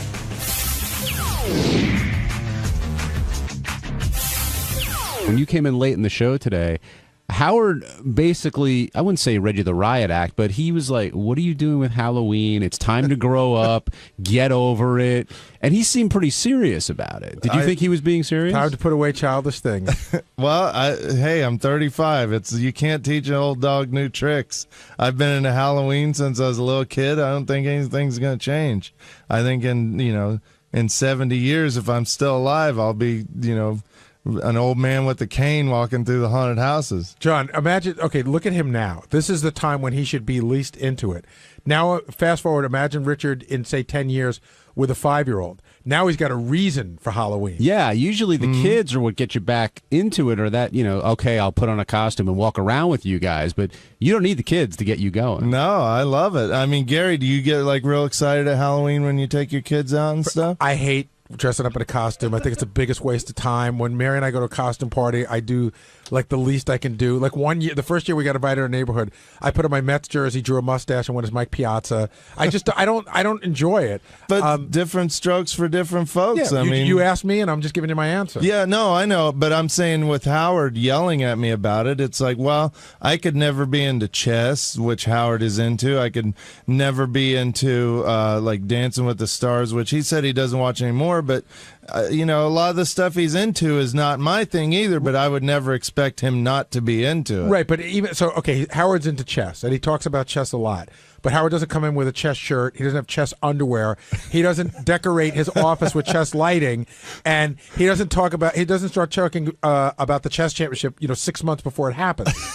Well, yeah, you kind of have a point. I mean, maybe there's just not that much chess paraphernalia out there. You think that's it, huh? Yeah, I think that's it. I'll have to get him a chess shirt for Christmas. Now, Ronnie talked about his skull shirts, and he's got sort of a never-ending supply of those. Do you have an unlimited supply of Halloween shirts and outerwear? Halloween shirts, Halloween underwear. I have Halloween sleep pants, Halloween everything. Thank God, it gives the Simpsons shit time to breathe. What would you say is the craziest Halloween-related item you own? Craziest Halloween-related item. Clothing or otherwise? Well, that's a tough one. I have a lot of Halloween socks. I love Halloween socks. Okay. Halloween underwear, like boxers. As far as crazy, I don't know that there. Oh, you know what I just got in the mail from Amazon? I ordered a Halloween shower curtain that came with a toilet cover. And also a rug that goes around your toilet, and a little thing that goes over the back of your toilet. It's all Halloween. Do you have a fog machine? No, because it gets sticky in the apartment and stuff. I had one when I lived in the warehouse. That you didn't mind getting sticky. If the warehouse got dirty, but now I'm in an apartment, I can't really run a fog machine. And with the Christmas lights, how long will the Halloween? Let's say you put up the shower curtain and all that stuff. How long will that stay up? When does that end? November 1st. November 1st, really? Yeah. It all comes down. Yeah. Well, it depends. If Halloween falls on a Thursday or a Wednesday, I'll also celebrate the following weekend. But this year, Halloween falls on a Saturday, so it's pretty much over on Sunday because none of the haunted houses stay open the following weekend. So, do you trick or treat?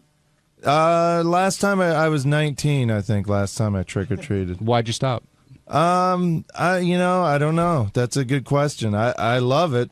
I used to hang out on my buddy's porch and give away candy, and I would dress up as, I'd put on my Michael Myers mask and a jumpsuit and gloves and sunglasses so I looked like a dummy, which I literally was a dummy, but I was laying there like I was a mannequin or a dummy, and then when the kids would come up to get candy, I'd jump up and scare them. And that was a lot of fun. But as far as regular trick-or-treating, I don't know. I'm more into the mature thing, like going to haunted houses and stuff. John in Jersey, you're on the wrap-up show. Yeah, I was just calling up to defend Richard, but I can't defend on him ripping his cock out around different guys. But with the Halloween thing, I mean, it's just something he enjoys doing. I mean, people have different interests. That's something he likes to do, you know? So you think Howard was wrong for telling him to grow up? Well, no. I mean, Howard does a lot of foolish things. Every 9 seconds, I'm sure he has to go out and wash his hands and use antibacterial stuff. I mean, but with the Halloween, that's just something he enjoys. Lots of different people enjoy different things, and that's what Richard enjoys. Right on, buddy. Thanks. Hey, no problem. Is it hard to find a lot of other adults into Halloween, or is it not that uncommon? No, it's a very common thing. I mean, I know tons of people that are into that, and there's conventions that I go to. There's haunted house conventions, and you even have one of your relatives owns like a haunted bed and breakfast. Yeah, right? I think that's funny too. Yeah, it's a huge thing these days. I think it's interesting that you're into it and stuff, and I'm not against you being into it, but I would think that if I knew a grown-up who was at it to Halloween who didn't have kids, they'd be at the top of my pedophile watch list. It's nothing to do with that. It's just enjoying the season and this time of year. Like, it's the same as enjoying Christmas, which Christmas is right up there for me, too. I just love that time of year. I love horror movies and heavy metal. Like, my favorite heavy metal singer is King Diamond, and he has a song called Halloween. And every one of his albums are about ghosts and creatures and stuff, and I love that stuff. David in California, you're on the wrap-up show. Yeah, hey, Richard he takes Halloween to the extreme just like he takes all the gay shit to the extreme. The bottom line is there's people like myself that are, normal guys that, Halloween when I was a kid was always a time of freedom, the night. So I like to decorate my yard, and I first started when I didn't have kids, and now I do. And it's just a great time. It's great to see the kids come up and get scared, and they're enjoying it. And I'm thinking they're enjoying it like I did when I was a kid, Well, David, I think the difference and the point Howard was trying to make is Richard's wearing Halloween shirts every day for months. I mean, it's not like on that day all of a sudden it all comes out. It's almost an obsession with Richard. And again, we're not judging it. We're just telling you how it is. And I even have dreams. I have nightmares where in my nightmare I forgot to celebrate Halloween. There was no Halloween. Yeah, and I'll wake up, in my nightmare, I wake up Halloween morning and I'm like, holy shit, I forgot to celebrate Halloween. And it's such a bummer. And then I'll wake up and realize, it's September 5th and I still have time. So that means you're gay. Were you ever sick, or was there ever a reason why you had to miss Halloween? I got sick at Halloween Horror Nights, Universal last year, but I was a trooper, and even though I threw up 5 times, I still made it to all the haunted houses. I'm sure everybody in the houses were thrilled that you were there. I was scarier than the monsters, the noises I was making. Hey, what's up? It's Jason, and on Wednesday's wrap-up show, a bunch of us, all the guys in there, were talking about the dinner Howard may have and how we all wanted to go or wanted to invite ourselves or were upset that we weren't invited. Everybody that is except JD, I'm not really sure what his opinion was because I don't really understand a word that came out of his mouth. But maybe you guys can figure it out. Check it out.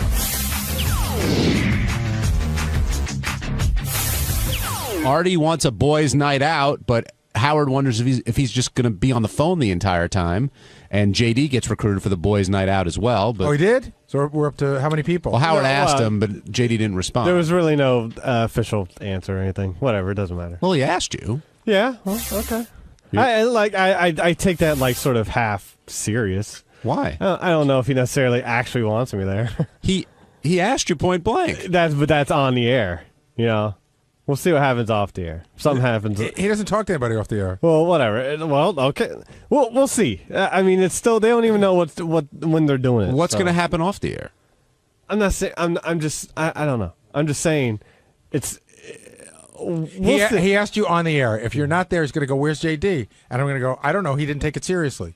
No, well, first of all, I have to be told. Listen, no plans have been made. So until that is done, if I get the plans known to me or something, then I'll go. I guess. Doesn't sound like you really want to go. I'll go. That's fine. Would you enjoy it? Sure. Did you enjoy the last one? Yeah, it was. Yeah, I was sitting next to Sal. It was a good dynamic of Sal talking. Do you eat the fancy food or do you not like it? No, I eat I eat Nobu food. Oh, good. Okay. Well, because some people don't like seafood. Well, I mean, but fancy. Listen, I'm not a particular like a fan of fancy food, but I mean, like, you know what? The problem I have with whenever I've eaten at nice restaurants is the portions. The portions seem very. I mean, they seem small, but after you eat it, you seem okay. But man, you look at like a little like strumpet or something, and it's like, and the fancy plates. Whatever. That's just me. So that's just me being uncultured, I guess. So you're a quantity guy, not a quality guy. Is that what you're saying? No. I mean, I don't know. I mean, I seem like I should be, or not should be, but like when you're looking at the fancy food and it's less quantity, then I become quantity. But after I eat it, I become quality. I don't know what the fuck I'm saying anymore. Neither do we. Yeah. Can't wait to hear this tomorrow. We should also talk about whether people are lobbying to come to the dinner, because I know I can tell you. Who has lobbied so far? Well, I got an instant message from Jason that was like sort of ha ha ha. You know what I mean? Boy. But he's like, Will and Jason, I would really like to go. And I said, but if he says no to Will, then just have me come. It was a joke. It was a joke. You sure it was like, if you can't get both of us, then get me in. So it was one of those jokes, but also asking to be included in the dinner. I got the impression that they would like to come. But for Jason, I got the impression he'd like to come no matter what. And I think I know Will well enough where Will would like to come if he were invited, but is not looking to come if he's not invited. That's just Will's personality. Will's like, I'd love to come, but like, I'm not gonna fucking beg you to go. So wait, are you saying Jason's looking to come even if he isn't invited? Yes. You agree with that? Yeah, sure. Yeah. And then I'm waiting for Sal. Sal hasn't approached me yet. Usually what happens... Well, isn't Sal basking in the glory of being the hit at the last dinner? Right. And then Shuli comes to me, and he's interviewing me for Howard 100 News, and he goes, well, since Sal was such a hit at the last one, certainly be invited to this one. I go, yeah, but you're forgetting all the stuff that happened between that one that wasn't at the dinner. He didn't get invited to the wedding. He didn't get invited to a lot of parties. That was all since then. And usually what will happen is if it depends on who the guest list is, but say if it were me, Fred, and Artie, and Howard, that'd be one thing. But if JD's in there, then Sal will come to me and he'll just shut the door and he'll go, did I do something wrong? He's almost like Costanza. Should I have not done that? Because if anybody told me that was wrong, I would have done it. So, and then I think he can get like that. But I mean, we're also assuming that this is just going to be show people. I mean, this is Howard's. I mean, Howard has friends, he's got like Ross and Richie Notar and all these other guys. I got to tell you right now, I was looking for just dinner with me and Howard. I figured we'll just go have a quick dinner early in the afternoon, early in the evening. I'll be home in time. We both have to be in bed early. And then it turned into like a bigger thing. Well, did you think this is Howard's way of saying he doesn't want to have dinner just with you? No, I didn't think so. Because we've had dinner alone before, and then sometimes we've had dinner with people. Did anybody else lobby besides Jason? Not so far. He was the first. And only. But he won't be the last. I can guarantee you he will not be the last. So, Jason, you blatantly lobbied with an IM? Yeah. Posing as a joke? No, I wasn't a joke. Oh, I thought it was I was being dead serious. Oh, I thought it was sort of ha-ha, No, I would have wrote ha-ha afterwards. No, you know what happened? Real quick, when Will and I first started here, Gary did an amazing thing and set up a dinner with the two of us and Howard and KC. And we were both 22 at the time. We had both just started here, and we were both starstruck / scared out of our minds. So we blew it. I mean, we sat there in silence pretty much the entire dinner. And for 8 years, I was always hoping to get a second shot.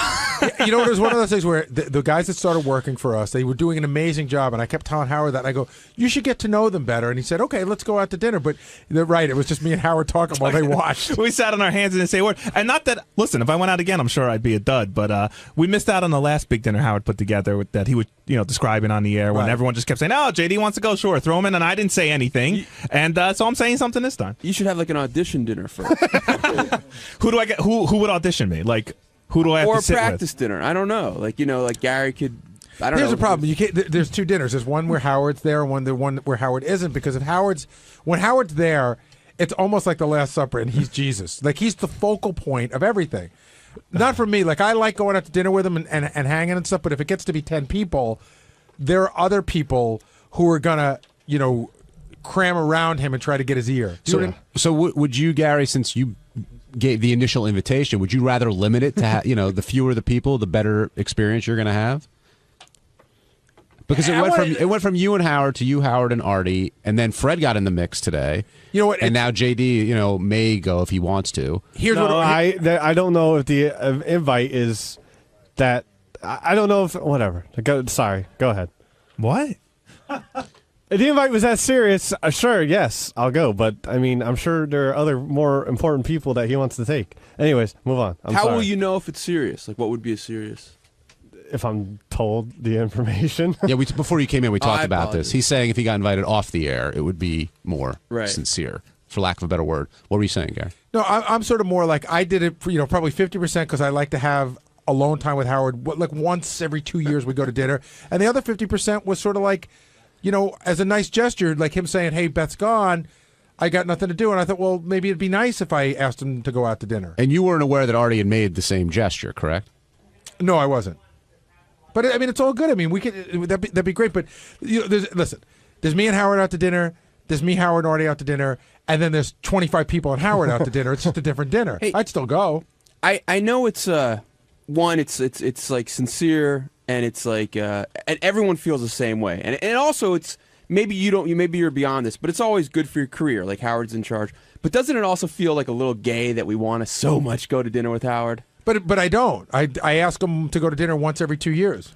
But I think, well, maybe not to you. And I think to a lot of people, it's like so important, and it's important to me too. But there's part of me, it's like, oh my god, it's so gay. Well, speaking of someone who asked to be invited to the dinner, I would say it's not like it's so important. Like I have to be at dinner with Howard, but like I said, there's 8 years between our first dinner and now, and the time's running through the sand glass. I mean, the hourglass here. Yeah. How many other opportunities are you going to get? I think I like being with Howard. I think the actual joy of it, though. I mean, I like him. I like you guys. I like everyone here.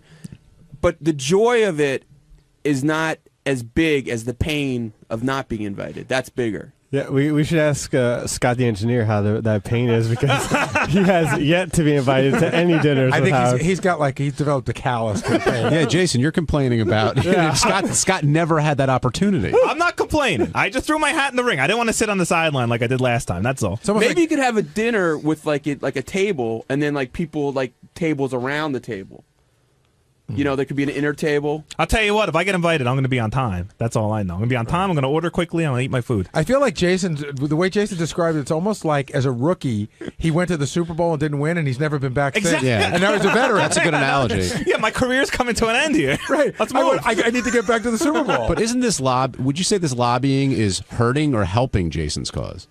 Well, I don't think it matters. I think it's one of those things where if Howard heard it, he'd probably react to it in a positive way. He'd probably go, you know what? I've thought of Jason, but yeah, you invite those guys. And then he'd go, Jesus, now it's me, you, Artie, Will, Jason, JD, Fred. I mean, Jesus Christ, now it's the fucking Last Supper. On Thursday's wrap-up show, we end up talking a lot about autographs. Artie, Gary, Greg Fitzsimmons, myself, we were all debating what makes it worthwhile to go up to someone and ask them to sign a piece of paper. And naturally, everybody had very strong opinions about it. And speaking of strong opinions, Ralph then called in, and the two people that people love the most to hate on this show, Greg Fitzsimmons and Ralph Sorella, got into a little argument. Here we go. Tracy in Virginia. Hey, guys. When Howard was talking about when he gets irritated when people ask for his autograph. You got to think, man, of the person side of you. I understand he's famous and he probably gets, bothered a couple times each day. But you think about like a normal person who just happens to be in the right place at the right time and runs into Howard Stern on the street. And then not only that, but has to get up the nerve to talk to him and ask him for an autograph. To be rebuffed it's like asking a girl to the prom and having her tell you to go, Well, why go do you screw think you have yourself. to get up nerve? Because it's inappropriate. Well, I don't know. Well, hold on. If I can answer a lot of this, because I've been with Howard for a long time, and we've gone through a lot of discussions regarding autographs. Like, I get him to autograph some stuff, some pictures, and he hates doing it. And I think that this comes from his family, especially his mother, that autographs are a frivolous thing. He's never liked autographs. One time Jackie, Fred, and I gave him for his birthday, like nothing special, but it was a Mo Howard autograph. It was a picture of the Three Stooges. He loves Mo, and he goes, and I could tell right away he didn't like it. And even when if I talk about like I have a bunch of sports paraphernalia in the man cave that's autographed, he goes, autographs. I don't get it. He wouldn't get it if he were Howard the Garbage Man. It has nothing to do with his celebrity. He just thinks that autographs are frivolous. Well, it's irrational because he's good at talking. He does a great radio show that he works his ass off on, and then he gets very little free time. And now, during that free time, at any random moment, he could be talking to Beth about, one of his relatives being sick, or you could be in the middle of a fight, and then you got to stop down, be cheery, and do something that it's not even what you do. You got to sign something. But you could say that of anybody who gets asked for an autograph. Clearly, Jason is fat. No, but as a fat guy, I have an opinion on this. It's it's not so much for asking the first time, because Howard could just say no. I think it's the people that won't take no for an answer. That's what's fucking obnoxious. You opinionated tub of lard. It also depends upon the circumstance. I mean, Howard talked about he was at a school event with his daughter. You got to pick your spots, And it's not. It's also Howard saying no, but then he's like, he knows people are like saying, well, what an asshole when he says no.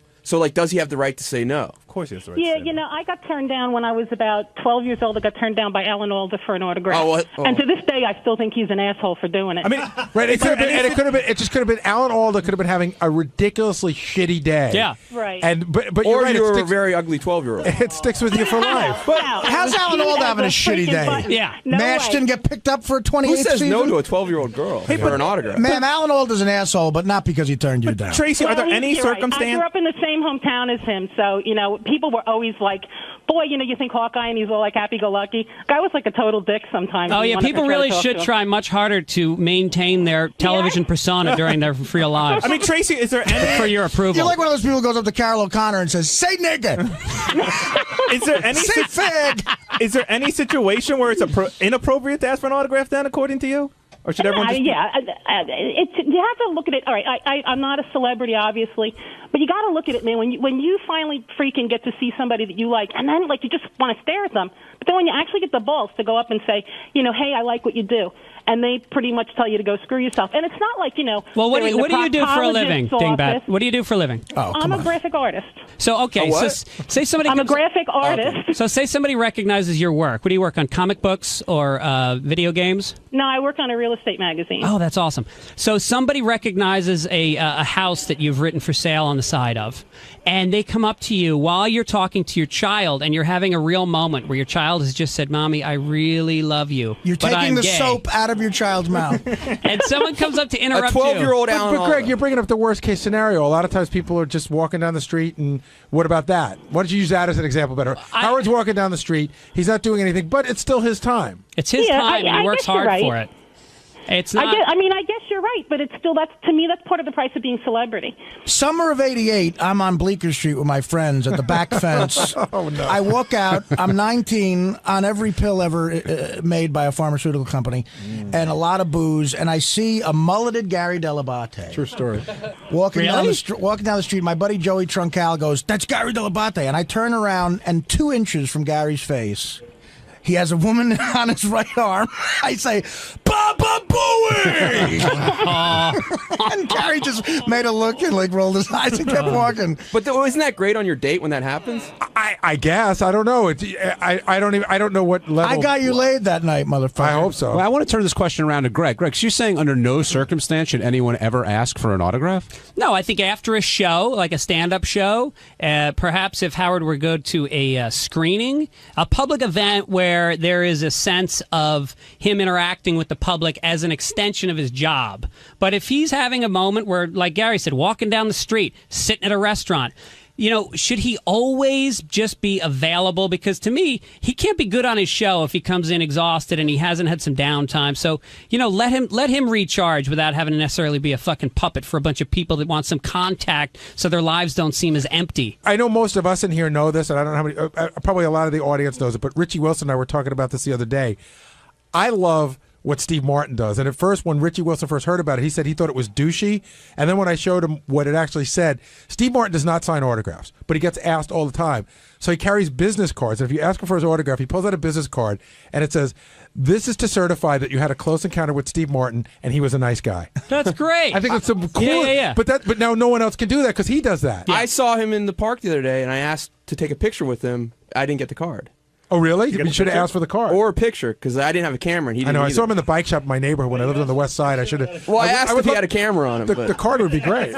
Ralph Sorella, welcome to the Wrap-Up Everyone Show. has a cell phone camera. Hey, now. Hey, Ralph. I'd like to talk about this autograph thing.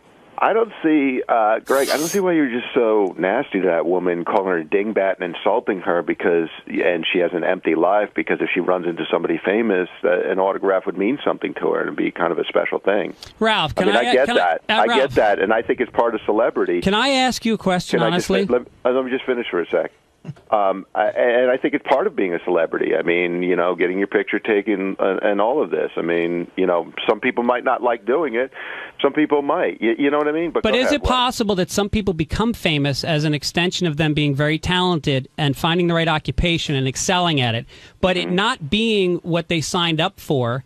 To sign autographs and Yeah, I agree with Ralph, Greg, a lot in the sense that there's a lot of occupations that you love to do, and you may not sign up for every aspect of it. But if you love 90% of it, then you have to take the other 10% Why? with it. Can't you just do the 90? No, but see, that's your I don't like slacker. waking up early, but I love this job, so I wake up early and come here. Why do you have to do the other 10%? Because it's part of the job. No, it's not. Yes, it is. No, your job is to entertain people and to put material out on the airwaves that people will pay to listen to. Okay, so in answer to that, you're right. It's not part of the job. But then don't be disappointed if you end up on websites that people call you an asshole. I also said if someone asks, you should do it. I just, as a philosophy, feel that it is an imposition and it's beyond. I feel like a lot of people that are famous actually, believe it or not, are very awkward socially in their personal life. Like one very famous person we all know. That's a huge revelation. That doesn't mean you can't stop and fucking sign your name on a piece of paper, wherever the fuck it is. So you should make somebody who you really enjoy uncomfortable. You should But it doesn't destroy always, a moment for them, for yourself. It doesn't always do that. Some people do like doing it. Some celebrities enjoy it. Maybe it feeds their ego, or maybe they just then they should do it. Or maybe they just say, "This is great." But you're just figuring that anytime you ask somebody for an autograph, it's an imposition. Didn't say that. I said that when they're at a public event, when it's a media event, when it's associated with them promoting whatever it is that they do for a living, then it's part of the job. But when they're sitting in a restaurant, let's go down Greg's okay autograph list. The bottom line is, you look like an asshole, and Ralph, can I ask you something seriously? You have the right not to do it. No, but Ralph. You look like an asshole. Honestly, the last 3 or 4 times I've been on the show, you've called in and been really hostile to me, and I'm wondering if there's something underneath it. Honestly. No. Honestly. I was just, don't fucking hide from it, because there's something going on. You don't normally talk to me like this, and every time you call in, you got a big fucking problem with me, and I don't know what it is. No, I'm reacting to something you said. No, you're not. You're calling in to bust my balls again and again, like somehow I must have offended you. I must have said something you didn't like, and now you got this little hair on your asshole, and you call in like a little bitch, and you say shit to me every time. What is it? No, well, I think in general, honestly, here it comes. Now you're going to be honest. I have to drag it out.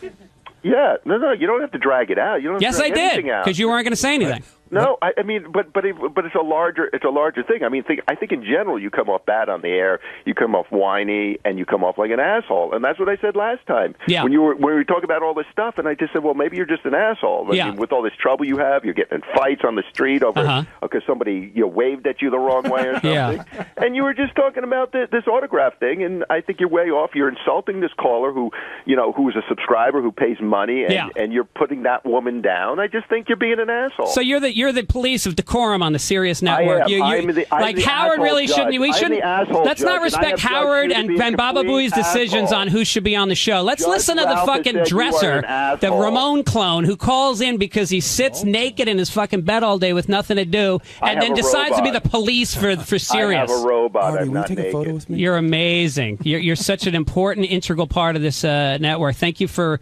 letting me know where I should be as a performer on the Sirius Network. Artie, I'm serious. I really want a photo. No, not now. I don't think I'm doing that. I'm just commenting. You're putting yourself out there, and but don't worry, I don't want an autograph from you.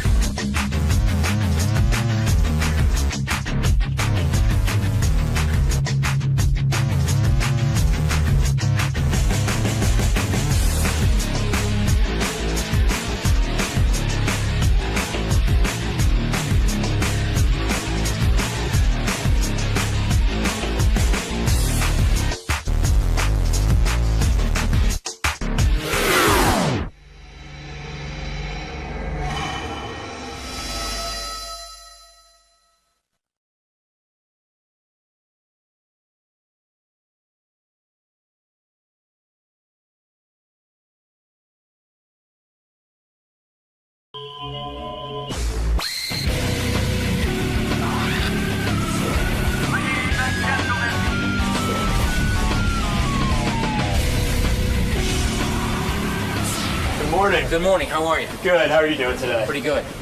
Now, what brings you down to the Howard Stern show today? Well, I've always wanted to meet Howard Stern. He's quite a great American success story. A maverick, a guy who kind of marches the beat. Are you a fan of Howard's? Yeah, in many ways. I really admire a lot about him. I admire his independence and his vision, and how can you not admire the great success he's had? Exactly. I just hope he doesn't ask me to take my shirt off. That might happen. I ain't doing it. So you're here to talk about your book, right? Yeah, I am. Yeah. And what's that about? Well, it's about the story that surrounds me right now. The guy who used to be the governor has been falsely accused of things he didn't do, and I'm fighting back, and I'm getting the truth out. The book's a way to be able to do that, and it's in many ways an epic story, and it's a story that's still ongoing, with a lot of chapters yet to be written because of the false accusations and what the prosecutor and the government is attempting to do, and why they won't succeed, and why I'll be fully vindicated because the truth's on my side. And the great irony is that I was accused of things by a prosecutor who took snippets of conversations out of private tape conversations, misled the people, and in many ways mutilated the truth. And that very prosecutor went into court and prevents me from telling you what I know is on those tapes, prevents the public from hearing all those tapes, because once they hear them all, they'll see that what was said about me is not true, and they'll see a completely different reality. Some of that I write in the book. And you feel that the Howard Stern show is a good place for you to get this off your chest, right? I feel like the Howard Stern show is a good place to, talk about a whole bunch of stuff, but that's certainly one of them. Great. All right, well, hang tight, and we'll see you in a little bit. All right, man. Thanks a lot. So, Rod Blagojevich, who used to be the governor of Illinois, which is a big deal, had to leave office because he is now he's up on charges that he did something illegal. He was trying to sell a Senate seat to the highest bidder. And now he's written a book called Governor, right? Is that the name of the book? Governor. And it's in stores now, and he's agreed to come in here and say hi to us. And here is the governor, Rod Blagojevich. Who's getting him out? Who's attacking you out there? Howard 100 News? Ed Torian. Oh, Ed Torian. Be careful, he'll hook you up. And then, would you ever consider taking a lie detector test to get free of all charges? Well, I have to talk to my lawyers, but I'm not averse to that. I know what the truth is, and I've done nothing wrong, and whether I say it there or here on your show or in a court of law under oath, it's the same story. Are you attracted to Howard Stern? I'm impressed with Howard Stern. Can I sit down here? Yes, please. Okay. Now, do we still call you governor? I'm going to call you governor. You can. You can also call me Rod. Or you can call me erstwhile governor. I'll call you governor. Okay. Why not? Listen, you served as governor. You got elected by the people of Illinois. I mean, that's quite an accomplishment. Where'd you grow up? In the city of Chicago, on the near northwest side, in a neighborhood probably like a lot of typical neighborhoods in a place like Brooklyn. Were you a middle-class kind of kid, a rich kid? What category did you fall into? Lower working class. My dad was an immigrant. He came from Eastern Europe. He fought the Nazis, spent 4 years in a prisoner of war camp, and then after that he was in a refugee camp for 3 years, waiting for the U.S. Congress to pass a law that would allow him and all these others with these long and hard-to-pronounce last names a chance to come to America. So he worked in a steel factory. My mom was a working mom. She worked for the public transportation system in Chicago. So your parents worked? You didn't come from privilege or anything like that? No. Grew up in a 5-room apartment, But my parents sacrificed and worked hard and gave me a chance to live the American dream. And what happened? You went to college? Yeah. Where'd you go? Yeah. I have a degree from Northwestern in history. Northwestern, and then you went to law school? I went to law school. Are you ready for this? Where? Pepperdine in Malibu, California. Oh, that must have been a party, huh? You ought to see my grades. Bad? Well, I mean, gentleman C scholar. Barely. Really? But you passed the bar? Yes, of course. Did you do it the first time? The second time. Second time? Yeah. Was that a great disappointment to you not to pass the bar the first time? It's almost like your driver's. When you hear somebody didn't pass the driver's test the first time, you go, "Oh man, I'm sorry." Yeah, it was a great disappointment. But looking back, it was the appropriate thing. It's not like I learned anything in law school. So. Were you a ladies' man in college? Well, I probably shouldn't acknowledge anything like that. Why not? Why can't you acknowledge that? How do you define that? Well, you're at Pepperdine. It's fun. Yeah. The sun. You're not exactly studying hard. You're getting a C. What were you busy doing? I learned a lot about other parts of life that fill you out as a person. Were you a hippie? Were you sort of like what kind of crowd did you roll with? Were you a jock? What were you in college? Well, just sort of like an average guy. Yeah, in college, What was your stick for getting laid? I'm asking. I mean, were you a drug guy? Were you, No, I was. You never I was dealt pot. You never did any of that. No, I think genuine interest in. Ever smoke weed in college? Well, no, I was asked that question publicly, and I've done it twice, and I remember both occasions. Didn't like it? Yeah, it was. I run and I don't smoke, so. Right. It destroys your lungs. Yeah, I mean, it's just not something. I'm not a big drug guy myself. I mean, I did my thing. I tried them all, and that was it. Yeah. And that was it. But in Pepperdine, you were drinking, I bet. A little partying. All things in moderation. Are you saying you were a virgin in college? No, I'm not saying that. And everything I say is subject to being cross-examined in court of law. You're going to go to court, and they're going to want to know, when did you get laid, and when was the first time? So were you... I'm going to write all about that in my second book. Did you mention, were you popular with women when you were... I'm just trying to understand background here. Were you popular with women in high school? I dated the captain of the cheerleading team. You dated the captain of the cheerleader? In high school. Yes. What was it with you? She was sweet, and she was one of my, early loves. How did you get her? Did you have a great gift of gab? I guess you'd have to ask her that. Whatever it was, she was certainly willing. You're here to tell us. Yes. Forget about all your other stuff. Yeah. That you were banging the captain of the cheerleaders in high school. Well, I wouldn't quite phrase it like that. She was my girlfriend. That is impressive. I was madly in love early in life, and and I'm still madly in love with my wife now. Well, forget your wife for now. I understand your wife, and who may very well be listening. So I just want her to know that I'm madly in love with her. You've never discussed with your wife your previous sexual partners? Well, I mean, we have an open and honest relationship, so we trust each other and we love each other. We're soulmates. How old were you when you met your wife? I met my wife March 6, 1988, so I was, 31. 31? Yeah. So you were already a practicing lawyer? I was a practicing lawyer. I was a prosecutor at the time when I met her. And I was just leaving the state's attorney's office in Cook County. Attractive woman. I saw her on I'm a Celebrity, Get Me Out of Here. Yeah. I thought that she was hot and devoted to you. Most women would have left, right? They would have said, there's trouble. Let's get the hell out of this thing. People say that to me. I don't know. All I know is how Patty is, and she's a special person. And it never dawned on me for a moment that there would be any issues between us. In fact, this has brought us closer together. Well, the whole deal with there you are. Two. Hi. Hello. Nice to meet you. It's a pleasure to meet you. The whole deal with them is she even, turned against her own family for you. You weren't that popular with her dad, from what I understand. Is that right? You mean to begin with? Well, no. Her father and I had a very good relationship in the very beginning. It's a tragic story. I write about some of this in my book.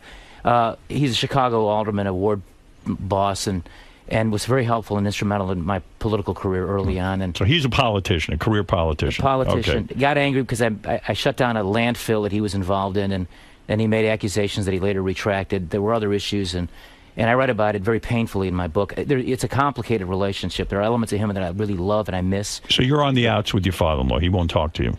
No, I wouldn't say that. We spent Christmas Eve together, but it's a very difficult relationship in view of all that's happened. So he's angry with you. His daughter's involved with you. Now it's the disgrace. So it's like all this shame and everything. It could make you go mental, right? You could crack from all this. Well, no, it's not quite like that. No, except you know what the truth is. Now, what'll make you mental, as you say, is the injustice of the whole thing. All right, so let's assume you're innocent. If you're innocent, and then you go into family dinners, and now the old man's like, "Hi, I told you the guy was a bum." I mean, it's got to make you crazy, right? Makes you mashuggy. Yeah, right. No, it's not quite like that. It's different. He frankly played a role in some of the issues that I have to deal with today because I write about that in the book. Again, there's a Shakespearean element to this story. And what did he do? Did he set you up in a way? Are you saying? You're saying your own father-in-law set you up? I'm saying he made a false accusation. He got angry at me when I did my public duty, closed the landfill he was involved in. He got angry, accused a close associate, political fundraiser, friend of mine, of illegally raising campaign funds. And then he was threatened with a lawsuit. He retracted that, but once he did that, he unleashed the furies, and suddenly these federal investigators. Why did you go after your father-in-law? Let's say your father-in-law does have a landfill or something. He's involved in it. Right. Why go after him? I mean, there's so many things. Like, did you want to look the other way? Well, that's the issue. When you learn about something like that, that's the question I raise in the book. Do you do your public duty, protect the environment, make sure people have the proper permits, you follow the law? Right. Or do you pretend like you didn't see it?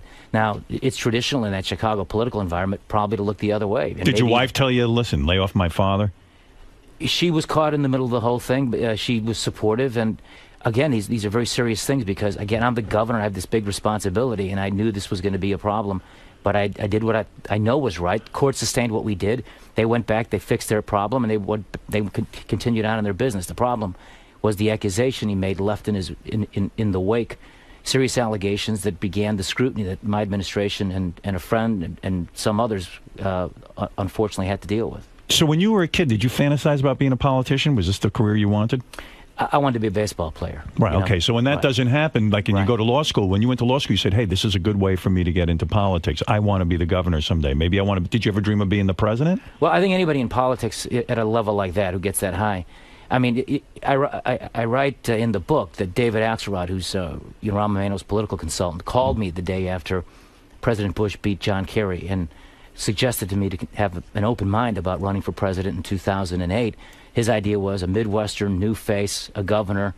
At the time, he had the governor of Iowa was a client. He was thinking about me, and he had in Barack Obama. And I write, he had the right horse in the stable, but he was kind of tilling the soil a little bit to see. Figure it out. Yeah. I mean, this has got to be mind-blowing to you. One day you're the governor, and now you've been. I guess the way I understand it is you were wiretapped. Right. They listened to your phone calls. And someone said, hey, this guy is trying to sell Barack Obama's Senate seat. Right. And you've claimed all along that if you listen to the entire tapes, which they will not release to us, if you listen to the entire tape, it will vindicate you. And you are confident that when you go to court, they will play these tapes and you will be vindicated. Am I correct? I am confident that I will be vindicated. I'm certain the tapes will set me free. And I'm hopeful every tape is heard in court. Right. Because these prosecutors may attempt to prevent some of that. The great irony here, Howard, is you've got a prosecutor, the heavy hand of the federal government. You've dealt with the FCC, so you know what that can be like. Yep. And they, as I write in my book, the morning before I was arrested, I directed my chief of staff over to the telephone to work out a routine political deal. I told him to work out the tactics that would put 500,000 people to work, create health care for 50,000, 300,000 people. That was a deal I wanted. And then I wanted a written guarantee not to have a tax increase in Illinois for 2 years. Rahm Emanuel and other leading U.S. senators were helping put this deal together. The next morning at 6 a.m., I have FBI agents in my home arresting me. And then the prosecutor alleges he was stopping a crime spree before it happened. He mutilated the truth. So you're claiming that when you say on the tape, Yeah. Even the little part we heard. Yeah. I know I'm going to get paid for this seat. You're saying, yeah, in politics, I want the payoff. I want this, this, and this if someone's going to get the seat. I want guarantees for the people of Illinois. For the people of Illinois. And I don't know that I ever said anything like I want a payoff or I want to be paid. Right. They made a big stink out of this phrase. This is effing gold, and I'm not giving it up for nothing. Right. And I know what people think when they hear that. The next line is, you know, how much I can get. Yeah, it is simply not that. Now, again, I'd love to tell you what comes next, but they won't let me.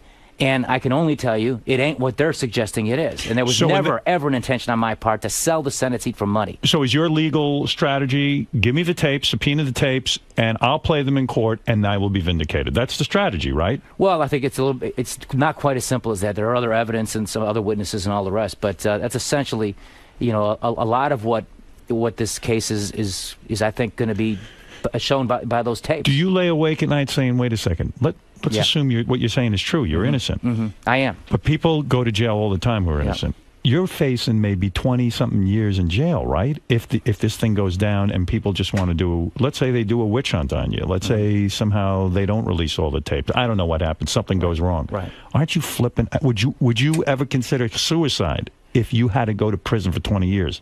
I actually would. Well, no, but, you know, a close friend of mine just took his life. Right, I know.